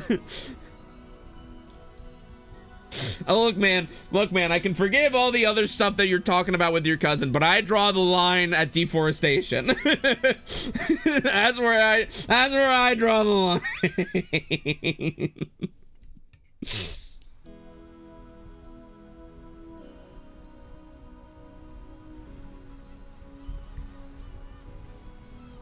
However, when you realize that the entire coastline is the private beach, it starts to sound pretty magnificent. You've probably guessed by now, but to put it simply, well, the Ushiromiya family is just rolling in dough. The head family apparently possesses a vast fortune, and Dad and the others who make up the branch families have built up plenty of wealth for themselves, finding success in their respective businesses. I've been living a commoner's life at my grandparents' home these 6 years, so I had completely forgotten. But the old bastard's house really is elegant, and everything about it is tuned to match the snobbish tastes of the annoyingly rich. Come to think of it, I guess that makes George, Aniki, Jessica, Maria, and me wealthy, high-class gentlemen and ladies. Needless to say, none of us think of ourselves that way at all. I don't see myself as being rich, and George Aniki, who takes self-discipline very seriously, doesn't let himself get too comfortable. Jessica is always complaining that she'd rather move to the city rather than be rich, and Maria is still a kid who isn't even interested in money at all. Does that attitude really make us any less snobbish? From the perspective of people in poverty who can't pay the bills, we really have been blessed with a lot. This isn't the place to explain any further, so I won't. Okay. I don't wanna. Anyway, it's the same as not being able to choose the parents you're born from. I didn't ask to be born into a rich family, and I don't think it's really something to be envied. It can be pretty trying when people are prejudiced against you just because you're rich and refuse to judge you by your merits. As I pondered these sentimental thoughts, Maria started shouting and leaned over the railing.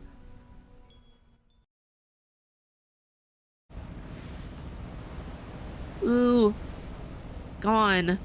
What's wrong, Maria? Did you drop something? Ooh, ooh, gone, gone. Ooh, ooh, ooh, ooh. Maria kept yelling, gone, gone. At first, it sounded as though she had dropped something, but while she shouted, she also pointed out over the ocean. What's wrong? What's gone? I'll look for it too if you want. What is it?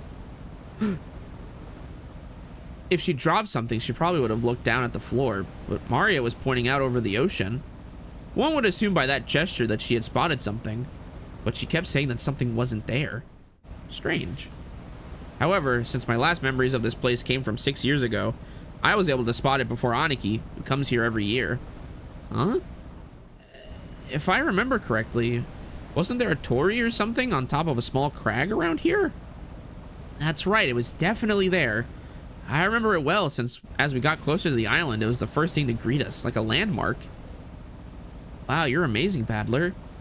Even though it's been 6 years, you remembered. It was here, wasn't it? I remember too. The tutelary god's shrine and that torii-like thing were standing all alone on that crag. And now that you mention it, they are gone, aren't they? I'm pretty sure they were still there last year. Gone. Gone. Ooh, ooh, ooh. Maybe they were washed away by the waves or something. It was a small crag, so it probably just got worn away over time. Well, that's my theory, too. It was last summer that it disappeared, but they say an enormous lightning bolt came crashing down one evening and smashed the shrine. The fishermen whisper that having a thunderbolt fall upon our honored tutelary god must be a portent of approaching misfortune. Probably not. Kuwabara, Kuwabara. Dude, Metal Gear Solid 3 reference, let's go. Kuwabara, Kuwabara.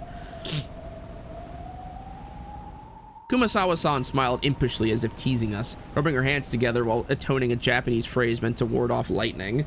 Oh, that's why he says Kuwabara, Kuwabara. Oh, now I get it. However, Maria apparently took this seriously and stared fixedly over the ocean to where the crag housing the shrine god was supposed to be. A portent of misfortune. Ugh. Enough, Kumasawa-san. Maria isn't old enough to get that kind of joke. It's okay, Maria-chan. It's just a coincidence. Nothing scary is gonna happen. I promise. Nothing weird or scary is gonna happen the entire time that we're on this island. George Aniki put a hand on Maria's shoulder to calm her down, but Maria's sharp-eyed expression didn't waver. Misfortune. Misfortune. Maria muttered that word over and over. Apparently, repeating a single word over and over is a habit that Maria has had for a long time. However, since the word she was saying was literally an ill omen, it was a bit creepy.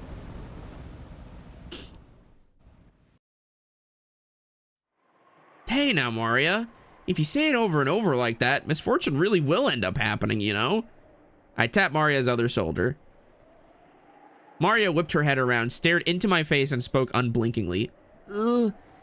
Misfortune is coming. Huh? And just where is it coming from? I answered lightheartedly, trying to break the tension in the air. At that moment, Maria held up a finger, raised her arm high, and pointed up to the heavens. When I looked up, I saw the sky was still just as cloudy, but it had grown a great deal more leaden than it had been that morning. That's right. They were saying that a typhoon was approaching. We had planned to spend one night on the island.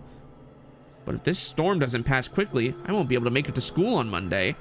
Well, I guess it makes for a pretty good excuse to be absent. She apparently sensed some kind of misfortune in the cloudy sky. She's been muttering that nonstop for a while now. Girls at Maria's age tend to be very impressionable. She's just about that age, at the age that many girls start to get excited about sixth senses and whether they have any psychic potential and stuff. You know, normal girl things. For all we know, this might be due to her childish, sensitive nature. It's okay, Maria-chan. The weather might get worse tonight, but tomorrow it'll clear up and become a pretty blue sky. Ooh, pretty blue sky. Ooh. That's right, by tomorrow it'll be a pretty blue sky. There's no rain that doesn't end and no clouds that never clear. Rain that doesn't end? Clouds that never clear? I know the typhoon's coming, but it'll soon go away. It'll be okay, Maria.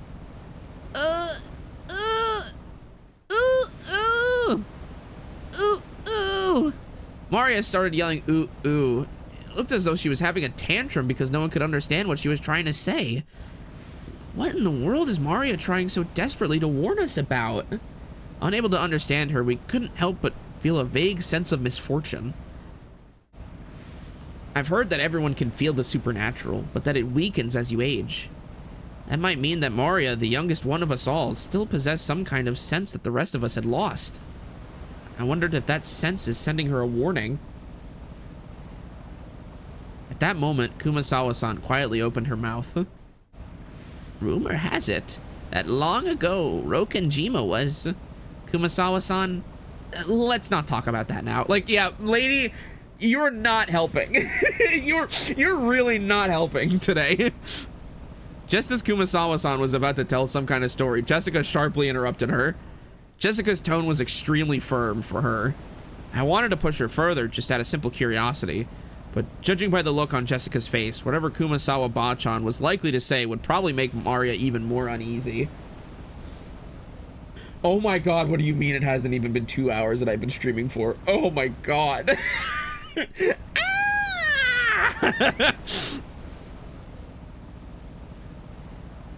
If I did try to press her for the story, the odds were pretty good that it wouldn't be anything bright and cheery. I do apologize about that. The wind here is hard to bear for the elderly, so if you would excuse me now. Gossipers have no reason to hang around after they've been told to stop chatting. True. True. It really was just like, well, I'm just gonna fucking dip, I guess. Later.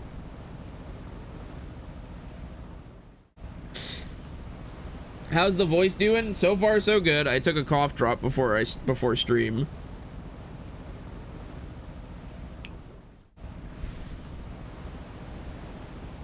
When Kumasawa-san finally realized that she'd overstepped her bounds, she went back inside the boat. After she left, Uncle Hideyoshi showed up in her place. Since he'd arrived mid-conversation, he completely failed to notice the complicated atmosphere that hung about the scene, so he refreshingly and unwittingly swept that atmosphere aside. So in the end, it was his lack of tact that brightened the mood. Excuse me. Looks like we're almost there. Okay, just a bit more. Took forever at the speed we went today, didn't it? Wonder whose fault that was. Aw, Uncle Hideyoshi, give me a break already. Come on, don't stop there. Seriously, thanks to Badler here, it's taken forever. Maria probably thought that everyone was refusing to listen to her. She hung her head, wearing a fretful expression. As she did, George Aniki crouched down to meet her eyes and spoke to her kindly. Maria-chan, there's nothing to be afraid of, because we're all together. There's nothing to be afraid of if we're together. Go ahead and say it. There's nothing to be afraid of if we're together. Yes, there's nothing to be afraid of if we're with each other. That's right, exactly what George Aniki said. If we stick together, there will never be anything at all to be afraid of. Right, Jessica? Yeah, no doubt about that. What George Nissan says is always true, Maria. George Oni-chan, always true. Yes, I don't lie. So trust me, there's nothing to be afraid of if we're all together. George Oni-chan doesn't lie. I trust you. There's nothing to be afraid of if we're all together. Not afraid. Maria jumped into George Aniki's arms and hugged him tightly. After Aniki patted her head, she jumped away again. Yay! Her facial expression had undergone a 180-degree change, turning back to normal. She was once again the ordinary Maria. There's nothing to be afraid of anymore because we're together. Yeah, that's it. You look all better now. You're strong, and that's awesome. I'm awesome. Hey now, what's going on here? Maria-chan didn't get seasick, did she? Well, something like that. We'll be arriving soon. The harbor was already drawing near.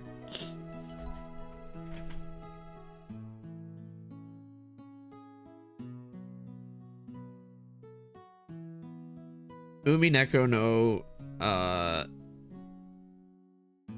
something, Nara, something ni.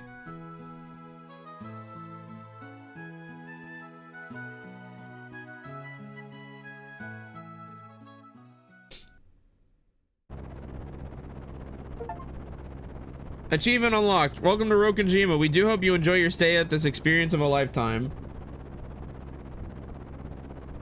Oh, that's a coup? Okay, oops, my bad. The boat gave a big shudder. Seems we've docked at the harbor. The boat driver came out and jumped to the pier with the mooring rope. A large man in a tuxedo was waiting there for us with a warm smile. I didn't recognize his face, but judging by his clothes, I guessed he was a servant of the Ushiromiya head household.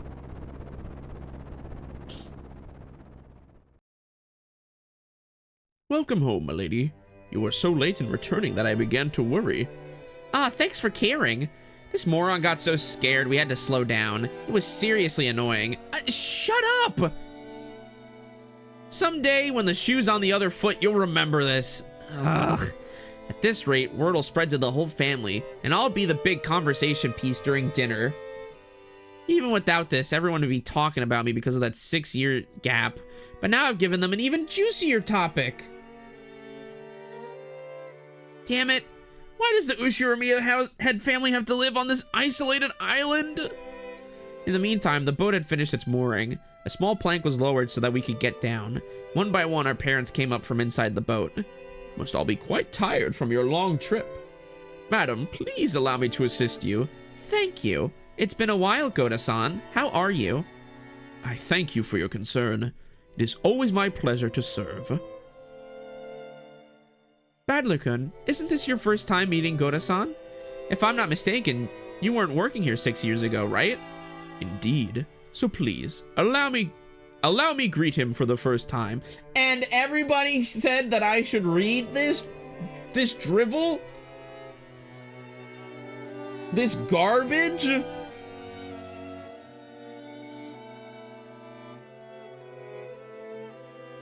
Oh my gosh, fucking manga gamer.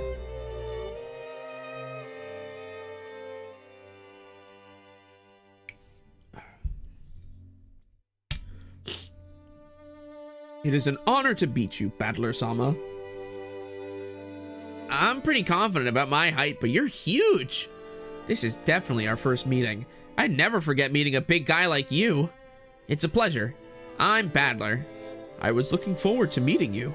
I am Goda, your servant, and I have been working for the Ushiramiya head family since the year before last. It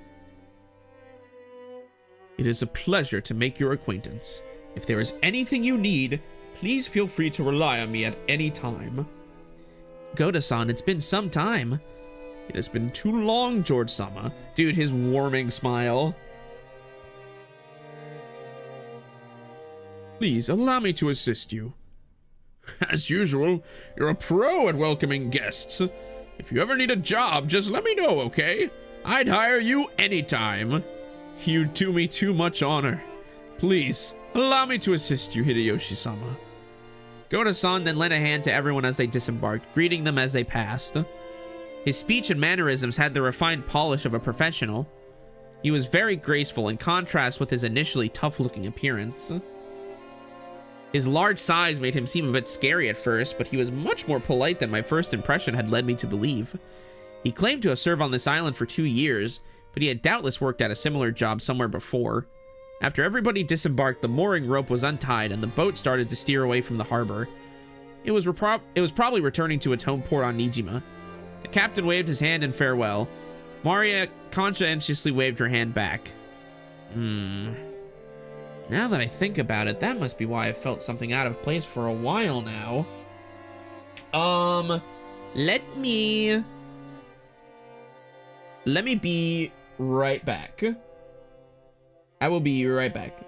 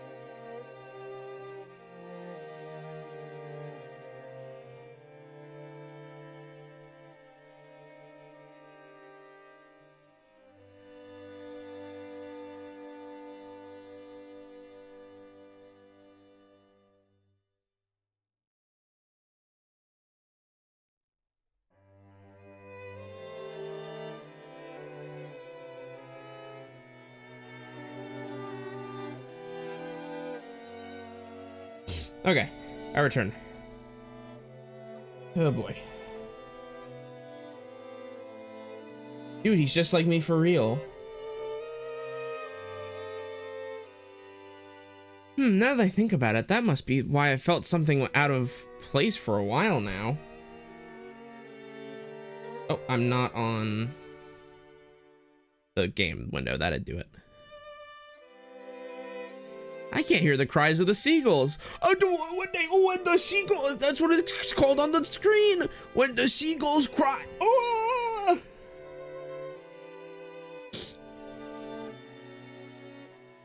Seagulls? The birds? No, what else am I fucking talking about, Jessica?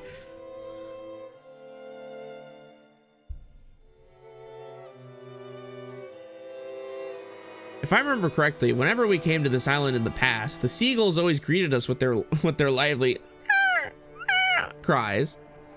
Because of that, whenever I hear the cries of seagulls anywhere else, I get the feeling that I'm coming to a family conference. Except for the small part of the island where those of the Ushirimiya head family live, Rokenjima has been left uncultivated, which apparently makes it a paradise for wild birds. You might want to save at some point just in case of crash. I don't see what Mr. Bandicoot has to do with anything, but I'll take your word for it. Sorry, I broke it. Supposedly, there was a cliff somewhere that housed a huge seagull colony, so this island was always full of seagulls. Not that having those seagulls here to greet us made me feel a bit lonely. What's wrong, Badler-kun? Oh, Aunt Rosa. Nah, it's nothing really. I was just thinking it's a bit lonely without the cries of the seagulls. My, that's true now that you mention it. Even though they're always so noisy, today there isn't one to be seen. Ooh, why no seagulls? Maybe it's because the seagulls are having a get-together somewhere too? Maria, did you want to see the seagulls? Wanted to see them. Still, it's a bit strange that there isn't even a single one around. Maybe Jessica grilled them all and ate them. The hell? Don't say disturbing stuff like that. You'll get Maria believing it. Oh, Jessica One-chan grilled them. Jessica One-chan grilled them. Ooh, I did not. Why the hell would I do something like that? That's right. Jessica grilled them. Skin and meatballs, liver and onion. Swimming meatballs, liver and onion. Ooh. As I made fun of Jessica, Maria tagged along, looking like she was having fun. Ooh, I never guessed she was such a good sport. Alrighty then, from today on, I'll make you my #1 follower. As I smiled at her, she beamed, looking overjoyed. Possibly because she was happy about this little connection we made with each other. That's not it, Maria-chan. I've heard wild birds are attuned to changes in the weather and atmospheric pressure. The weather will probably get worse tonight. The seagulls might have returned to their nests early. Ooh, not grilled? Jessica One-chan didn't grill him? No, I wouldn't do something like that. Badler, you admit right now that you lied. Badler-kun, Maria-chan is a naive girl, so she takes even jokes seriously. You should choose your jokes more carefully. George Aniki gently scolded me. Even though I outstripped Aniki in height, Aniki was Aniki, of course. There is no choice but to obediently apologize. Sure, my bad. Maria, that was a joke. The seagulls are all taking it easy in their nests today, that's all. Badler lied? George Oni-chan told the truth? Had she actually been tricked, despite all that fun she was having? Her pure eyes made me feel guilty. Maybe I went a little overboard with her after all. Yeah, that's right. What George Aniki said is true. The weather's bad, so they probably went home for the day. It doesn't mean they're gone. Right, Aunt Rosa? That's right. Tomorrow, when the weather gets better, I'm sure they'll come back so we can hear them cry like they always do. Ooh, I'll wait until the weather gets better and they come back. Gonna wait until tomorrow. Gonna wait until the weather's better. Ooh. Maria was in a lighter mood, and she was looking forward to tomorrow when the seagulls would come back and fill the skies. Still, George Aniki really was amazing at taking care of kids. I think I remember Aniki taking good care of me as well when I was a brat 6 years ago.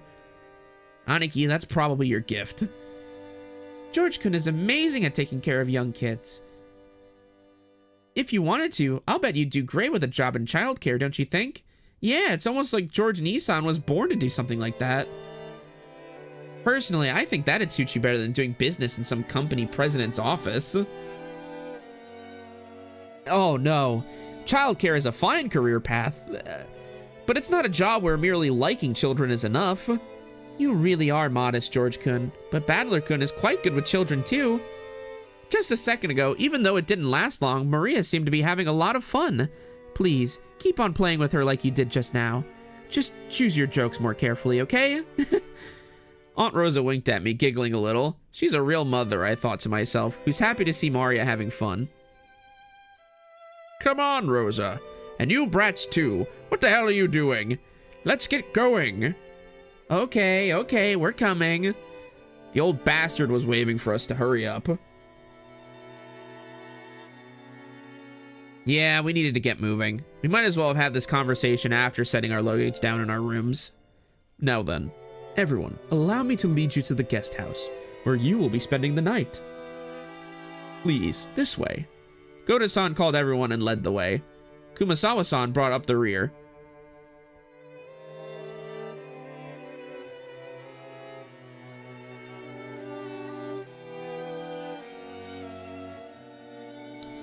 A serpentine, twisting path led through a dim forest. It ran a bit uphill. I'd guess the path was made all twisty so the slope wouldn't seem too steep, but personally I'd have been happier if they had the guts to make some stairs in a straight line. No doubt they made the path twist on purpose to put on airs of distance and importance. Before long, we saw garden-style stone steps. From here on, I do have some memories. Go up these, and at the top of the stone steps, we saw a beautiful guest house. Here we go. Its facade was lovely, of course, but more importantly, we couldn't enter its doors without having our hearts stolen away by the splendor of the beautiful rose garden spreading before it.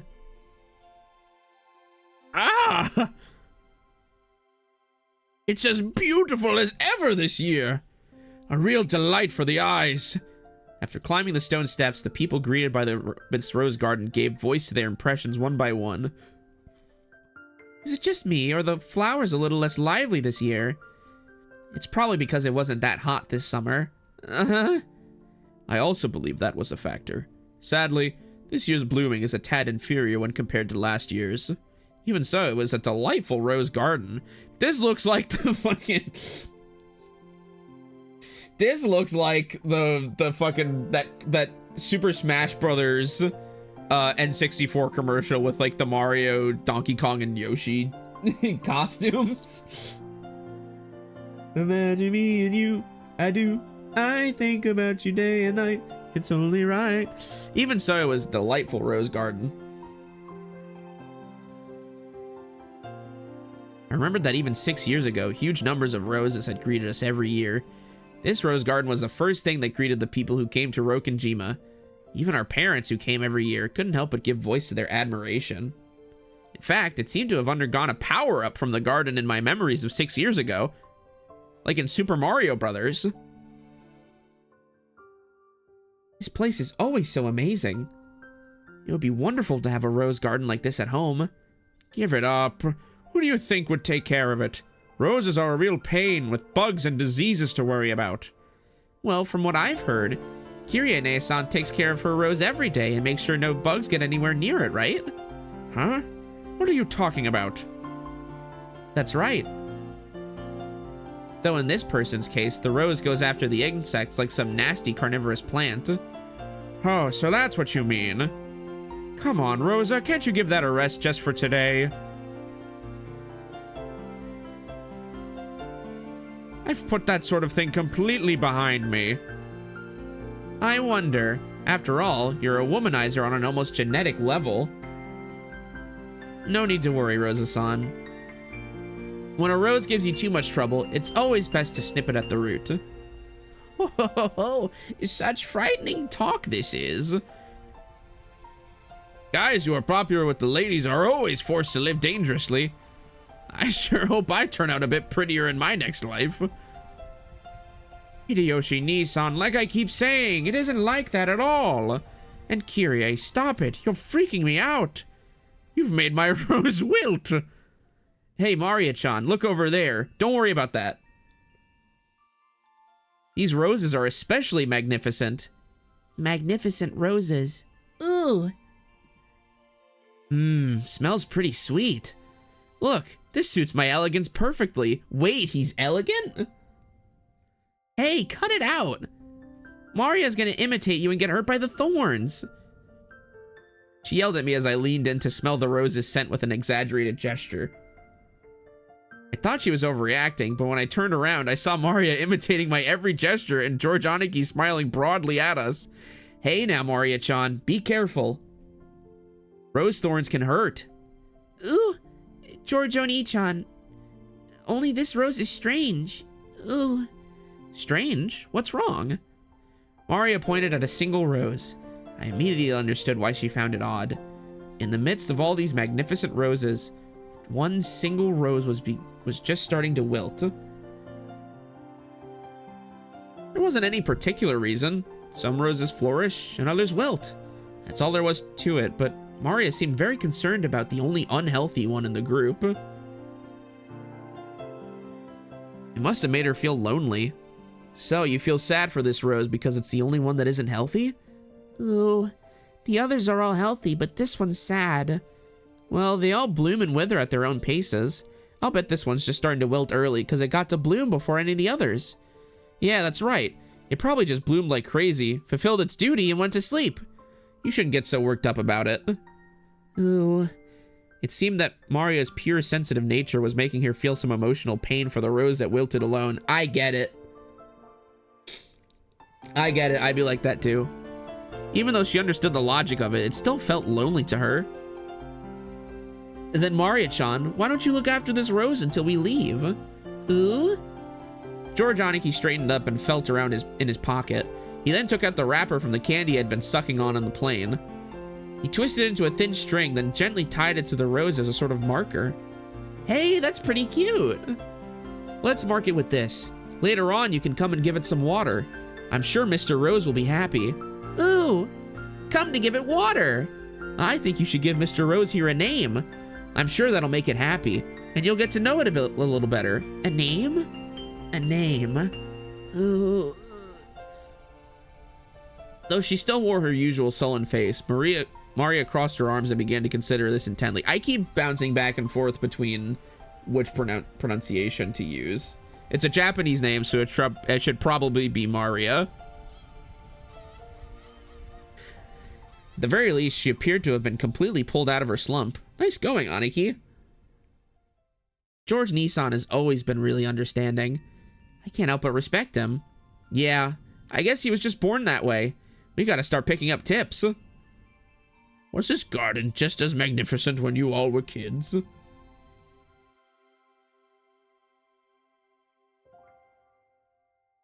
It was only after I stopped living here that it grew so big. Before that, the garden was simpler, though I'm still attached to that one. Nissan fiddled with it too much, and that vaguely bad taste of his.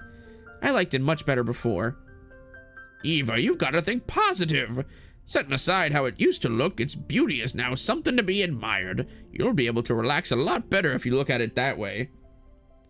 I didn't mean it like that. I was just saying that I wanted you to see this garden the way it was before, too. Everyone, if you please, I shall guide you to your rooms now. Goda-san called everyone to ask if we were ready, but our hearts had been completely stolen away by the rose garden that none of us had seen for a year, so we didn't pay much attention to him. Since we weren't a travel group, it wasn't like we had a strict schedule to follow. Besides, since our parents were visiting their old home full of nostalgia, it wasn't like they had to let themselves be urged on by anyone or anything. Understanding the situation, Goda-san continued to wait, smiling widely, until our parents got tired of the roses and told him to guide us to our rooms. Oh? Hey! If it isn't Kanon-kun! It's been so long! How are you doing? Uncle Hideyoshi suddenly shouted. In the direction he was waving was a slender boy. Meeting him right after a huge man like Goda probably emphasized his small stature. The boy was in the middle of transporting piled up gardening tools and the like in a wheelbarrow. When he realized he was being called to stop, he set down the wheelbarrow, took his hat off, and bowed his head. Good afternoon. I figured he was probably younger than me.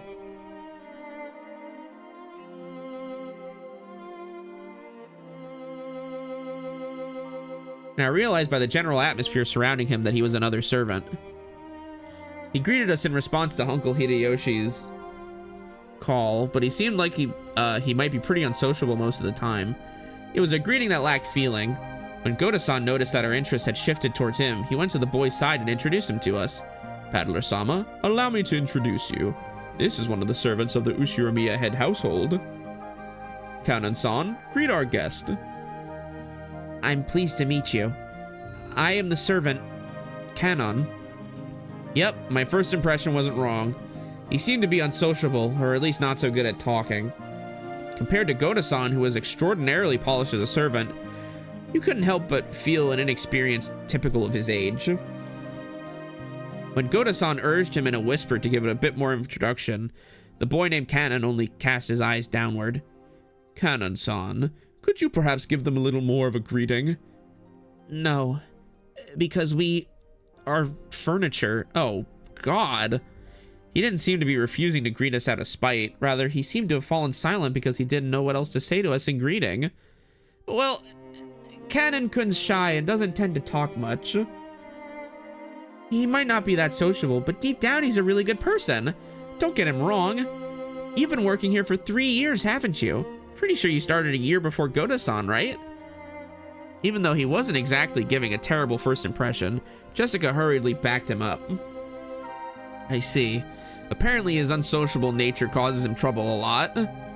Okay then, nice to meet you. I'm Badler. I'm 18. How old are you? He fell silent, as though wondering whether or not it was a question he'd have to answer. But here again, Jessica plowed ahead. If I remember correctly, Kanon's 2 years younger than us, so 16, right? Yes, that is correct.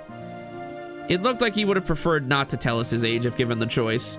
That was because we probably thought we'd look down on him for it. I remember that when I was around his age, I hated being asked how old I was by adults. I see. 16, huh? That's gotta be a delicate time. Which means I probably asked something I shouldn't have. I'm glad you're about our age. Just be cool and call me Badler, and I'll call you Kanon. Thank you very much. But the sentiment alone is sufficient, Badler-sama. Jessica looked panicky for some reason. She seemed to think my impression of Kanon was getting worse because of his refusal. Maverick Drifter, thank you for resubscribing at tier 1 for 50 months. Oh my god. Badler. Welcome. Well, as a girl, Jessica probably couldn't understand the fretful male heart at this age. As his elder, even just by 2 years, I took it upon myself to be understanding of that. Kanon-san, could you perhaps be a little more courteous? A smiling face is also part of a servant's duty. My apologies. I shall make an effort. Goda-san, Kanon-kun is trying his best, yes? It looked like he was often warned about being unsociable. Apparently, he hadn't improved one bit. Goda-san kept his business smile, but let a small sigh of resignation escape. Well then, I still have work to do, if you'll excuse me. It looked like Kanon himself was uncomfortable with remaining silent here any longer. After another perfunctory bow, he turned around and started pushing the wheelbarrow again. Just then, the wheelbarrow suddenly wobbled and fell, scattering the load. I guess the wheelbarrow's single wheel got caught on a pebble and lost its balance. What do you think you're doing? Now, clean it up quickly. Goda-san urged him to hurry in a quiet voice, as though hinting that it was shameful for a servant to appear clumsy in front of guests. Kanon-kun wordlessly reloaded the wheelbarrow with the fallen objects, as if to say he understood quite well without being told. He seemed to be fine with the light-looking gardening tools, shovels, and such, but he looked like he was having trouble getting his arms around and lifting up some sacks of fertilizer. Are you okay? You're so careless. Here. Lady, you will dirty your garments. Please, leave this to us. With a smooth motion, Goda-san took the shovel that Jessica had picked up. Behind him, Kanon-kun was having trouble with the sacks of fertilizer. You'll dirty your garments? Don't worry. The ones I'm wearing aren't that expensive. Besides, I hate guys who just sit there and make the waitress pick up a fork they dropped at a restaurant. I lifted up the other bags that had fallen. Of course, they weren't light, but for me it was a piece of cake. 5'11", by the way. Kanon-kun looked at me surprised. It was the face of someone who had never expected to receive help from a guest. But Badler-sama, don't worry about it. I will take care of everything, so... Don't you worry. I may not look it, but I've got it where it counts. Since Kanon-kun looked like he hadn't gone through his growth spurt yet, he was stuck with a sort of weak body. This kind of weight might have been too much for him. It's quite heavy. It's natural that it would be difficult for you. Don't worry about it, Kanon-kun. Okay, my time to shine. This makes up for the boat stuff from before, right? Ha! As if this could make up for the freaking out like that. Later, I'll tell you about it too, Kanon-kun. Badler was totally hilarious. Gonna fall! Fall! Ooh, ooh, ooh! As I did this, I piled all the stuff back into the wheelbarrow. I beg your forgiveness for letting you witness such unsightliness. Come now, that's quite enough. Please, go. Letting the guests who were supposed to feel welcome see such a disgraceful thing must have been hideously embarrassing for a servant. Pressed by Goda to hurry up and go, Kanon-kun left. You're too harsh on him, Goda-san. Shouldn't you have helped him instead of being a bully? That was wrong of me. I deeply implore your forgiveness. Without even a twitch in his smile, Goda-san apologized elegantly. Kanon-kun has a ton of things he's good at, too. It's just that being young works against him all the time. It's a crying shame. Well, it's a prickly age. Let's just leave him be.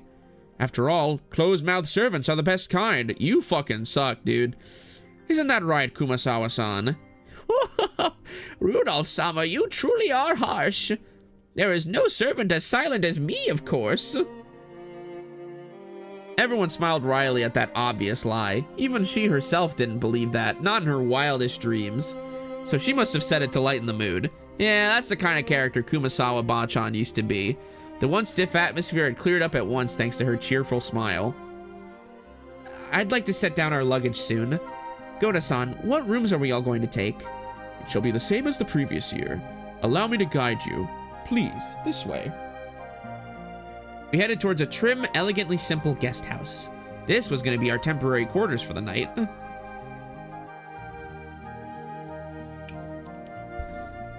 Ellipses. Kanon watched over a hedge as the guests all entered the guest house. Kanon watched over the hedge while the guests entered.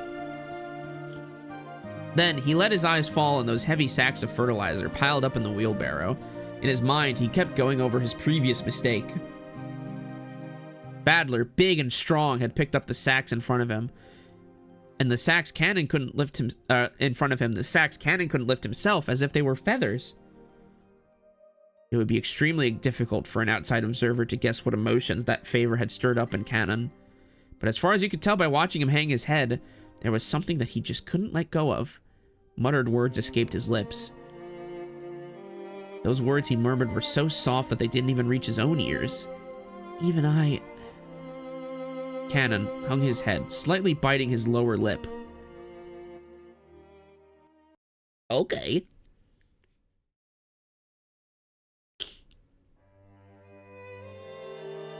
I remember the Rose Garden.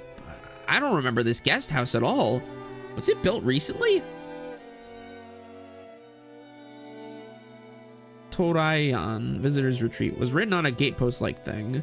But since everyone called it the guest house, I followed their lead. A brand new Western-style guest house, which stood overlooking the roses, had a magnificent design carefully done in harmony with the garden. Correct. It was built the year before last. Ever since then, they've had a sleepover here. This place is more fun than that old junky mansion you knew. I wish my room was over here. Ooh, I want a room here too. I want one. I guess you could say my own house was upper class, but to me it felt completely ordinary compared to the head family. The display of wealth was shocking, as was the fact that they had built this kind of awesome guest house for guests who came here only a few times a year. Eva-sama, Hideyoshi-sama, please do make use of this room. Rudolph-sama, Kirie-sama, please take this room over here. I really do love how beautiful and elegant this place is. Western-style architecture truly is wonderful. I can handle Western design for a few days, but any longer than that, and you need the good old Japanese look. Japanese people just relax best on tatami mats. They've been fighting over whether to make our new house Japanese style or Western style. Mom still holds a grudge about Dad having the construction started with a Japanese layout, and they bicker all the time about it. I'm really jealous, George Nissan. Your parents get along well, don't they? Mine are so frosty. Then again, they're always in sync when it comes to my grades. Excuse me. All the rooms seemed to be for 2 people. I was grateful, since I wasn't going to be forced to share with the same room with the old bastard, under the pretext that we were family. And anyway, I figured those 2 wouldn't be able to enjoy themselves with someone like me around. What's with that creepy smile? You're thinking about something dirty, aren't you? Something dirty? Of course not. Please enjoy your stay. Ow, ow, ow, ow. That hurts, you old bastard. Once again, Dad pulled my ears from behind. Cut the crap. I'm getting a stomachache, and I'm not in the mood for this. You're the guest of honor this time around, so play as nice as possible with Dad and Aniki and the rest. At the very least, be careful of what you say in front of Dad, got it? Because wisecracks don't go too well with him. Jessica-chan, what's the head's mood been like lately? Same as last year, I guess. Considering they say he's got 3 months left to live, he's as lively, grumpy, and irritable as ever. Meaning, this year he's in his usual bad mood. And as usual, the only one who's able to look after him is Genji-san. It seems the master will open his heart to no one else. Lately, us small people have not even been granted an audience with him. He's shut himself up in that study of his again, probably doing nothing but that weird black magic of his. What he does for a hobby is his own damn business, but when he starts stinking up the house, it really gets on my nerves. I wish he'd never come out of that study again. You shouldn't talk like that about the elderly. We're all indebted to him since he rebuilt the Ushiromiya family. You should be more grateful. Well, sorry. After being rebuked by George Aniki, Jessica had no choice but to take back her thoughtless remark. The Ushiromiya family was wealthy beyond belief, but of course, that meant all its members were a bit strange, and completely out of touch with the world at large. And at the top of the chain, the family head, our grandfather, seemed especially strange and terrifying, even for our family. Dad said he was getting a stomachache earlier, and I imagine that reflected the honest feelings of all the adults here today. No doubt they were jealous of us grandchildren, who could just play around and laugh without a care. From the stories Dad told me, the family head was a violent man who ruled with his fists, beating his children, even his daughters, mercilessly with a wooden sword. If he was so strict and uptight about that, why couldn't he be a bit more conservative with the kids' names? Because of that, even us grandkids have had to suffer. Okay, Battler, you gotta get over it at some point. You gotta move on at some point. Anyway, I can't say I have any trouble believing those terrifying stories about him. I don't remember meeting him very often, but I think I recall him looking extremely grumpy all the time, always making people cower with that sharp gaze of his. I remember that the room's atmosphere got so tense when he was around, you couldn't even breathe. What my dad said about me being the guest of honor now carries a little more oomph for me. 6 years ago, I was in elementary school, but I'm a high schooler now. If I act up, things get serious. Ooh, scary. He does look frightening, but he's not so terrifying that you need to tense up like that. Would you move on if you had to live with the name Battler? That's like, by the time I were 18 years old, I'd probably be over it.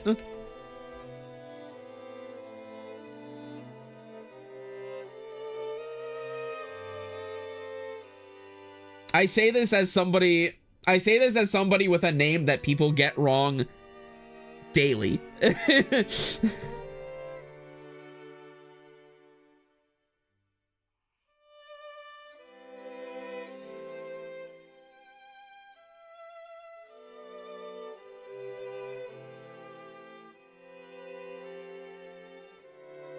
Nothing of what he says is truly unreasonable. He may be clumsy at talking, but he's a very logical person. But George Nissan, you've been the family darling since like forever because of your awesome grades, right? Grandfather treats us completely different. I've even gotten slapped with a wooden sword. On my ass! My ass! On my maidenly innocent ass! Well, you're the heiress of the head family, Jessica-chan. Grandfather is giving you special attention. You've got to realize that his strictness reflects his high hopes for you. Oh, come on. Seriously, I could just turn the succession over to you, George Nissan. It's a bit of a heavy burden for me to carry. I think I already said it before, but Jessica's the girl heir to the head family. We're only cousins in branch families, so she probably feels a totally different sort of pressure than we do. Ooh? Jessica One-chan, is that heavy? If I help hold it, will it get lighter? Thanks, it's okay. I'm not gonna push it on you, Maria. I'm gonna bear this cross until my grave. Don't worry. She was grateful for Maria's innocent concern, but Jessica's face still seemed to contain some of the uneasiness she felt towards the future. Maybe we were in the same boat. Any high schooler with exams approaching would have trouble hiding their anxiety for the future. Maria, come here. You and I will be in this room. Badler-kun, I heard you're gonna be with me in this room here. Oh? Now there's a surprise. It's bigger than our parents' rooms. Dang! Well, I figured we cousins would all want to hang out together, so I told him to get a bigger room ready.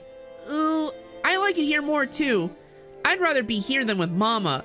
Ooh. Oh, you like it better here too, Maria? Okay, this room is George's and mine, but we'll give you special permission to come in. Better keep it a secret from your mom, okay? Ooh, it's a secret. Aunt Rosa was right behind us, but Maria was still answered, striking the air with her fist clenched tight. After setting down their luggage in their rooms, our parents had gathered again in the corridor. Hey, what are you brats planning to do? Are you cousins just gonna stay here and chat? It seemed they were heading to the mansion to announce their arrival. Normally, they would make us follow them and greet everyone together, but if that had been the case, Dad would have just told us to come and that'd be the end of it. He's saying it's okay if we don't come, so what'll we do? Well, it's gonna be lunchtime before long anyway. Better let the kids unwind here. Besides, if worse comes to worse, this might be their last chance to play outdoors. Ooh, I'll go too. Maria, you house sit for Mama, okay? Behave yourself and wait here. Since Maria was being told to house sit here, we certainly couldn't leave her on her own. George Aniki noticed this immediately and gave us a clear reply for all us cousins. Well then, we'll accept your offer and house sit. We've got lots of stories to tell each other after being away for a year. That sounds wonderful. And Badler-kun has 6 years worth of stories to tell, doesn't he? Yeah, I'll take care of the house like a good boy. Kumasawa-san, I'm gonna stay here too. We'll break rank and leave the rest to the adults. Perhaps that would be best. I'll report it to Madam. Then allow me to guide you all to the mansion. This way, please. The other children are one thing, but George is getting to be an adult. Wouldn't it be better if he came with us? If we make him come, then poor George will be the only one out of place. Interacting with his cousins is also important. Okay, see y'all later. The adults left one after the other. They left in the same formation as our trip from the harbor, with Goda-san leading and Kumasawa-san taking up the rear. As we gathered to the room assigned to us cousins, George Aniki asked us to excuse him for a second. He rushed over to Kumasawa-san, who was following behind the disappearing adults, and seemed to ask her something. He soon finished his business and came back. What's up, Aniki? Ah, nothing. I just wanted to ask her something. Ooh, tell me too. Tell me too.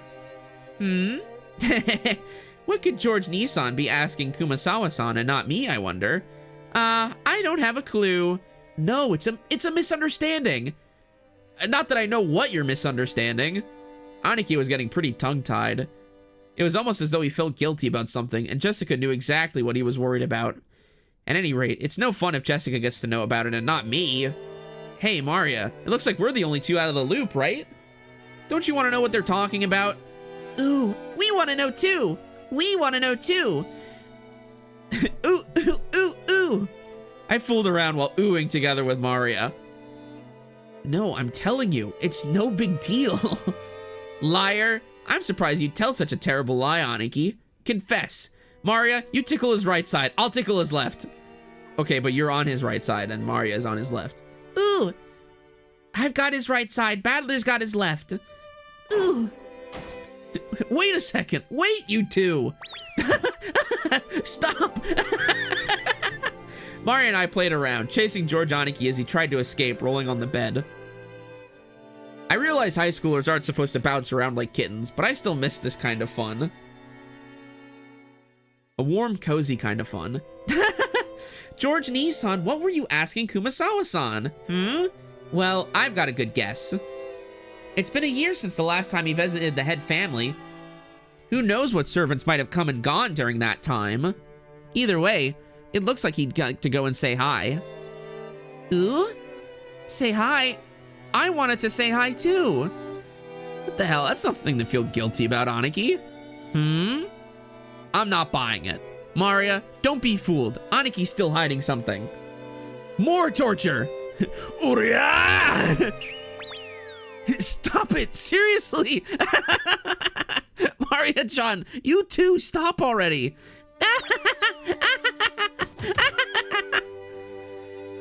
She's probably busy cleaning or getting lunch ready. Don't worry, she'll drop by to say hi sooner or later. I bet you'd rather have been welcomed in by Shannon instead of that nosy Goda. Shannon? Shannon? Ah, yeah, I remember a girl with that name. Is she still a servant? How's she doing?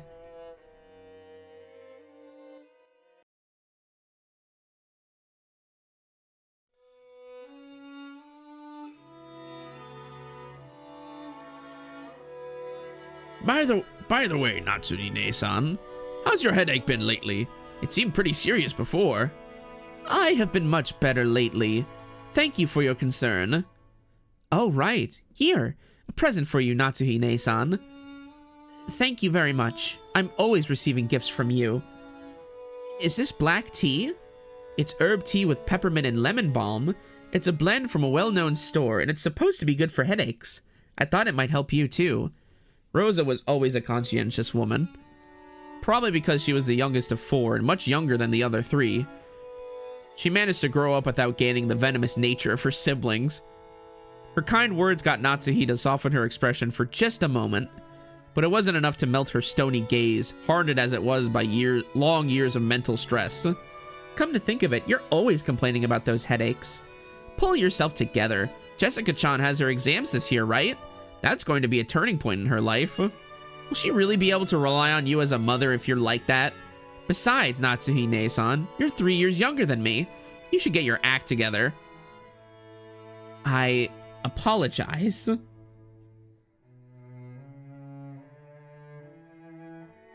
I've had a tendency for headaches all my life. Even under normal circumstances, Ava sometimes failed to choose her words carefully, but her comments aimed at Natsuhi contained shards of obvious malice, though she hid it with a smile. Of course, that fact didn't escape Natsuhi. She frantically contained her urge to grimace and pretended to ignore Ava.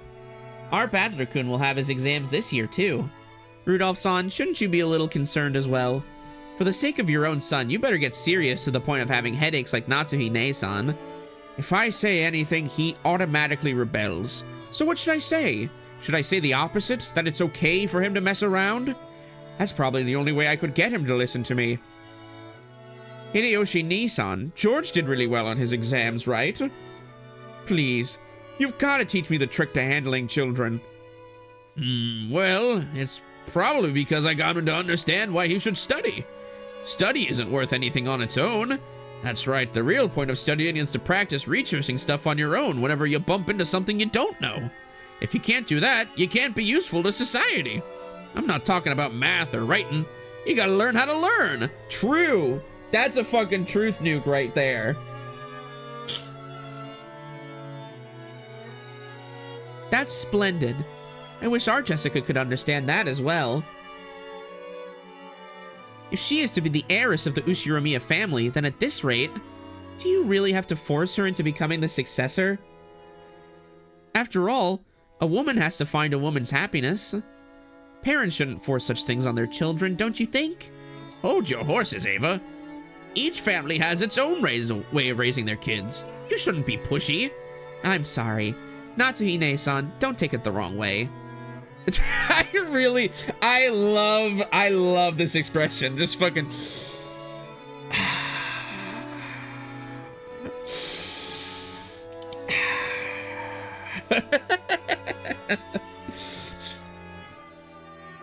Though the light shining in through the window was quite warm despite the cloudy weather, there was a dark mood about the room, which was probably causing headaches for more than just Natsuhi. As if to sweep away that mood, Kyrie brightly made a suggestion to all present. Still, this black tea has a really lovely aroma. Let's drink it right away. In Japan, surely you couldn't find something like Leopold's black tea anywhere but Ginza, right? I see you know a lot about it, Kyrie-ne-san. I guess it was worth going to the trouble of buying it. Kyrie and Rosa stood up from their seats and made as if to prepare the black tea, but Natsuhi forestalled them. I thank you both, but we can try that later. One of our people will soon be coming to bring some tea, so please relax. Leave it for later, you two.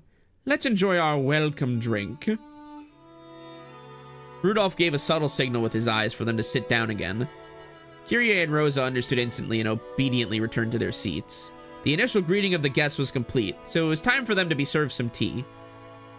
It was embarrassing for the host that the tea was late, especially now that the guests were talking about making tea themselves. Natsuhi bit her lower lip, frustrated by the ineptitude of the servants who were late in bringing in the tea. Seeing her face, Ava immediately started to giggle. Of course, Shannon had no way of knowing what was taking place in the parlor. She came pushing a serving cart piled with teacups. For no apparent reason, Natsuhi gave her a pained look, and Shannon couldn't help but flinch without knowing what she had done wrong. Excuse me, your tea is ready. Oh, Shannon-chan, it's been a while. You keep getting prettier every time I see you. Oh, thanks. Save the chatting for after you've set the table. The tea will get cold. I apologize, madam. She apologized like a small, frightened animal, bumped against the serving cart, and made a jarring racket as she dropped several teaspoons. Her clumsiness made Natsuhi's expression turn even darker, which made Shannon quail even more. Come on, Natsuhi-ne-san. There's nothing wrong with her exchanging a few words and greeting. The tea must be plenty cold already, considering how long we've been kept waiting. There's no need to worry. It's not cold yet. Shannon, finish setting the table, quickly. I'm sorry, madam. Natsuhi's irritation was obvious by now. The ineptitude that delayed the tea, the clumsiness of the servant, everything pointed to the incompetence of Natsuhi's everyday leadership, making her lose face. As the person in charge of the Ushiromiya head family's kitchen, allowing that clumsiness to be exposed, today of all days, was surely nothing less than total humiliation. Lay off, Natsuhi-ne-san. Don't you think it's a little harsh to bully Shannon-chan when she's trying her best? I'm not bullying anyone. What a nice aroma. May I ask what brand this is? I'm terribly sorry. I'll find out for you later. Kyrie was trying to be nice, hoping to cut through the tense mood. However, Shannon had embarrassed herself instead, darkening Natsuhi's face and the room's mood. Holy fuck. Natsuhi's gonna have a fucking aneurysm at this rate.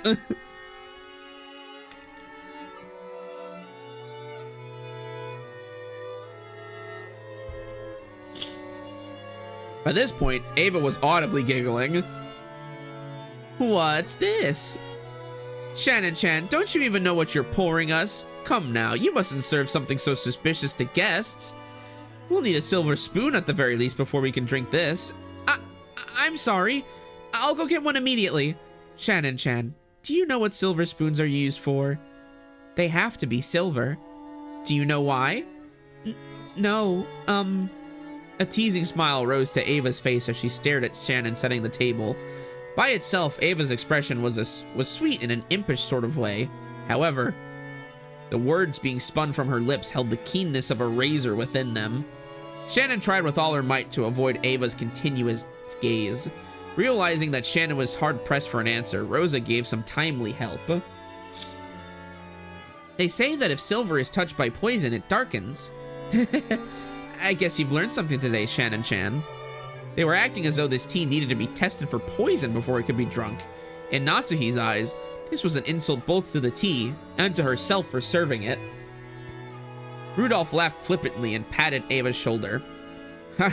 Silver cutlery wouldn't do any good for you, Aneki. Just one lick of your poisonous tongue and even a silver plate would turn pitch black. Since I get to hear that poison tongue every day, I must be poison-proof myself by now. Ava, I don't mind when you use it on me, but you'd better hold back when talking to people who haven't built up a resistance. My, how cruel. All I did was teach Shannon-chan a bit about tea, didn't I?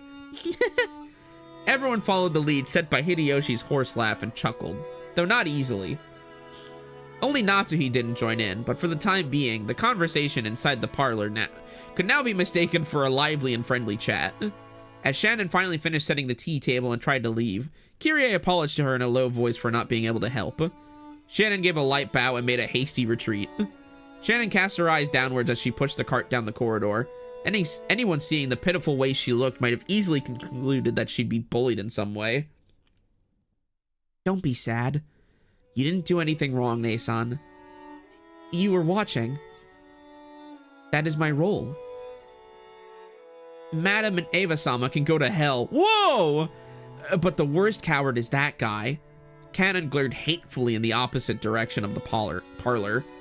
The preparations for the tea had been delayed by some trifling problems in the kitchen.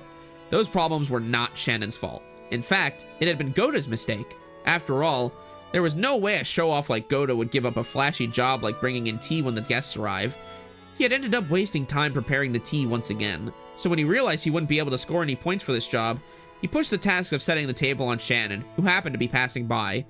You might call it a clever move on his part, but there could be no doubt that it was a cowardly one. It's okay, Cannon-kun. Thanks. I'm not bothered by it at all. Cannon's silence vividly expressed the distance between Shannon's words and how she actually felt. Thank you. Even if you're the only one who understands, I feel a bit better. You keep your feelings too bottled up, Nason. You should be less hard on yourself for once. Yeah. Thanks. Suddenly, they both felt someone's presence and rolled around. A middle-aged man stood there. It was Genji, the head servant. What are you doing there? Shannon, hurry back to the kitchen. Yes, if you'll excuse me.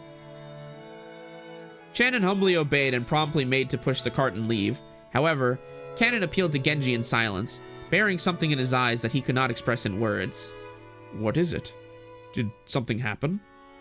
Shannon didn't do anything wrong, but even so, they... Stop it, Cannon-kun. Please excuse me. I'll return to work immediately. Cannon-kun, you should go back to your post too. Please. If you say so, Nason. That is all, then go. Yes, if you'll excuse me. In the shadows in the hallway, an old woman wearing an apron watched over them. It was Kumasawa. Poor Shannon-san, Cannon-san. There's no reason for those two to be picked on. Still, Goda-san's dislike for them is an undeniable fact. Until Goda-san was taken in by the Ushiromiya head family, I hear he worked for a fabulous hotel somewhere. The manner of work he learned there was quite impressive, I believe. It's just that Goda-san is the newest servant here. He must have a lot of pride accumulated from his previous positions. Because Shannon-san and Cannon-kun are his seniors here at the mansion, and yet are inexperienced and have gone through much less in life than he has, he picks on them at every chance he gets. Oh, it's one of those. Okay. And so, sad as it may be, they are disliked by Madame Natsuhi too.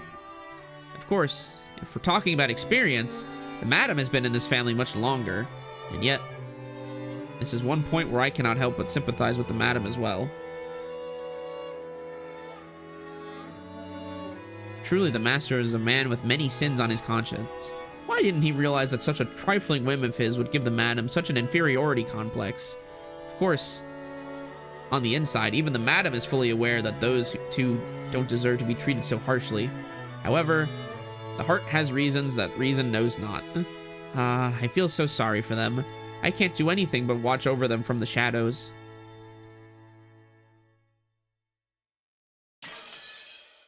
I broke it.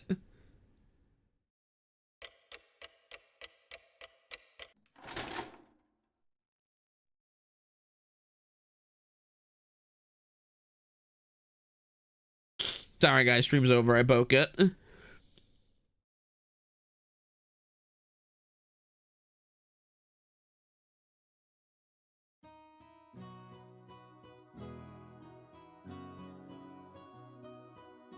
Actually, you know what?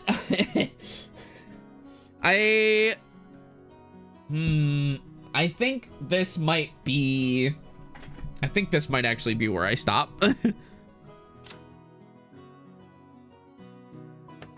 I think that, like, eye catch is probably a good indicator of, like, a stopping point.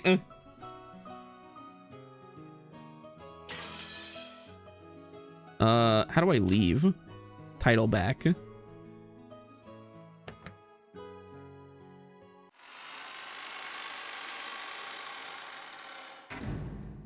$50 more hours? You fucking wish. You fucking wish. Close the game. We eagerly await your return.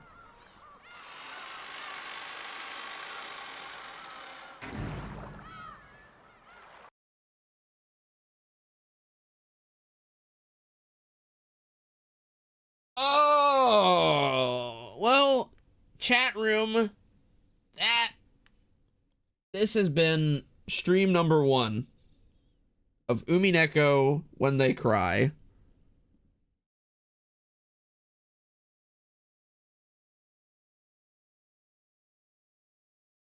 What do you think? What do you think, chat room? What do you think so far? Mid? Yeah, I agree.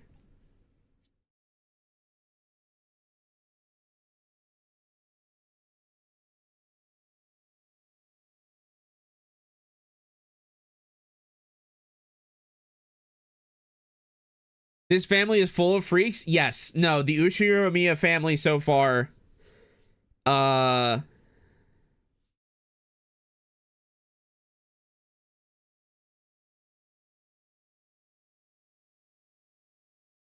Uchiromiya family is fucking weird, obviously.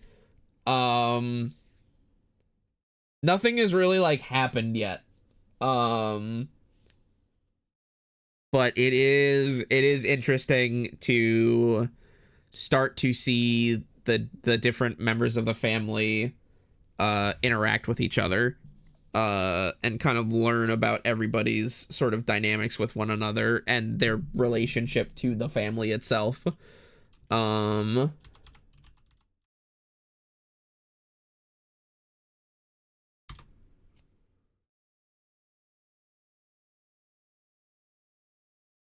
So I am going to check and see if there's any artwork, which it looks like there is one. There's one piece of artwork in the Discord. Okay.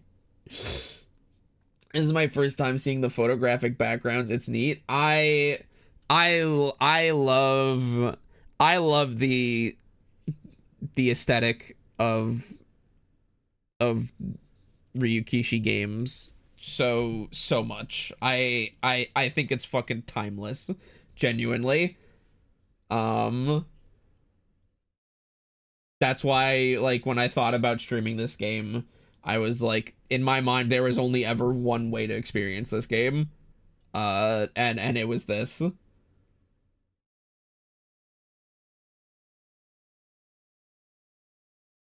Okay, so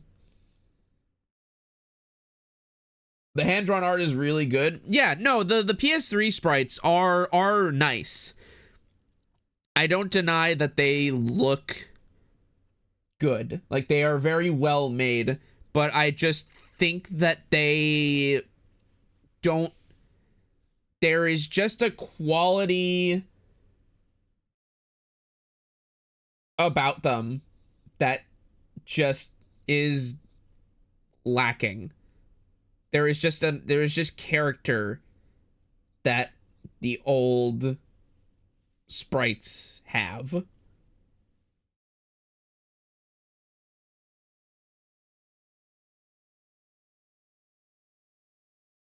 Okay, so this single artwork that we have is from Aperture City. With the caption, "Are you sad for real?" Oops, wait.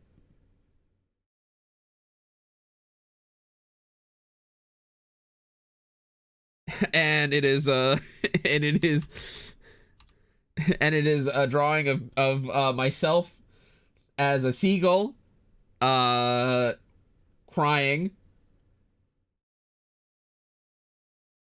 My ass is not here. My ass is not here on Rokenjima to go.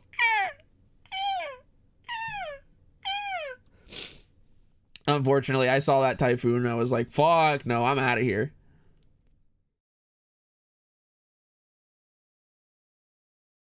This is awesome. Thank you very much, Aperture City. I'm gonna double check everything and make sure that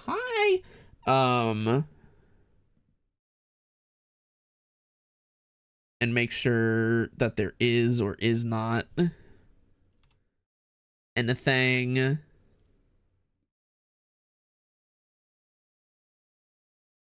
Let me check my email.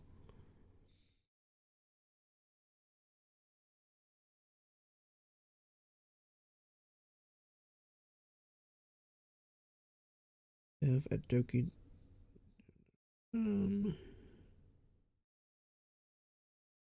Okay. Nothing. So that was it. All right. Awesome. Well, thank you very much.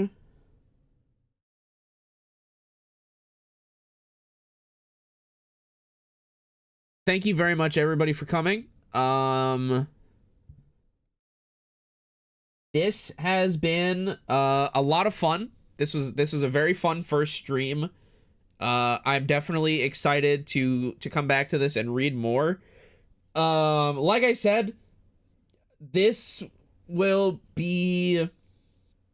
I feel like this is like sorry, my brain is fucking exploding. I feel like this is the first stream series where I have had to like lock in again, like in a while. So it's a little daunting, besides the obvious reason of why streaming Umineko would be daunting. So we'll see how it goes. We'll see what form these streams take. I also will say the streams might get shorter than this. The streams might get shorter than this because that's a lot of reading. That's a lot of reading. So if they get longer than this, I'd be very surprised. But that's then and this is now.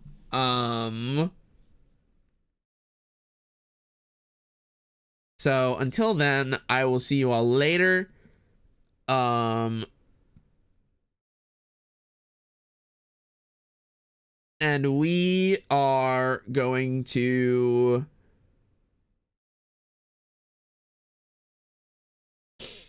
go raid Devon, who is currently playing through the Dragon Quest 1 HD 2D remake.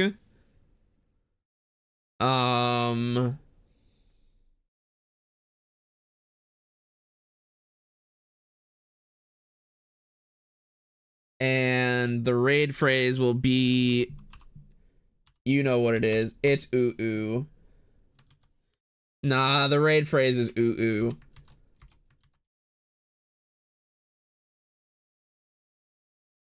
We're ooh oohing Devon for sure. All right. Thank you again. I will catch you all next week. I will hopefully also have another stream. I also want to stream more next week. I only streamed once this week. But we'll see. Either way, I'll see y'all later. Have a good night. Good night.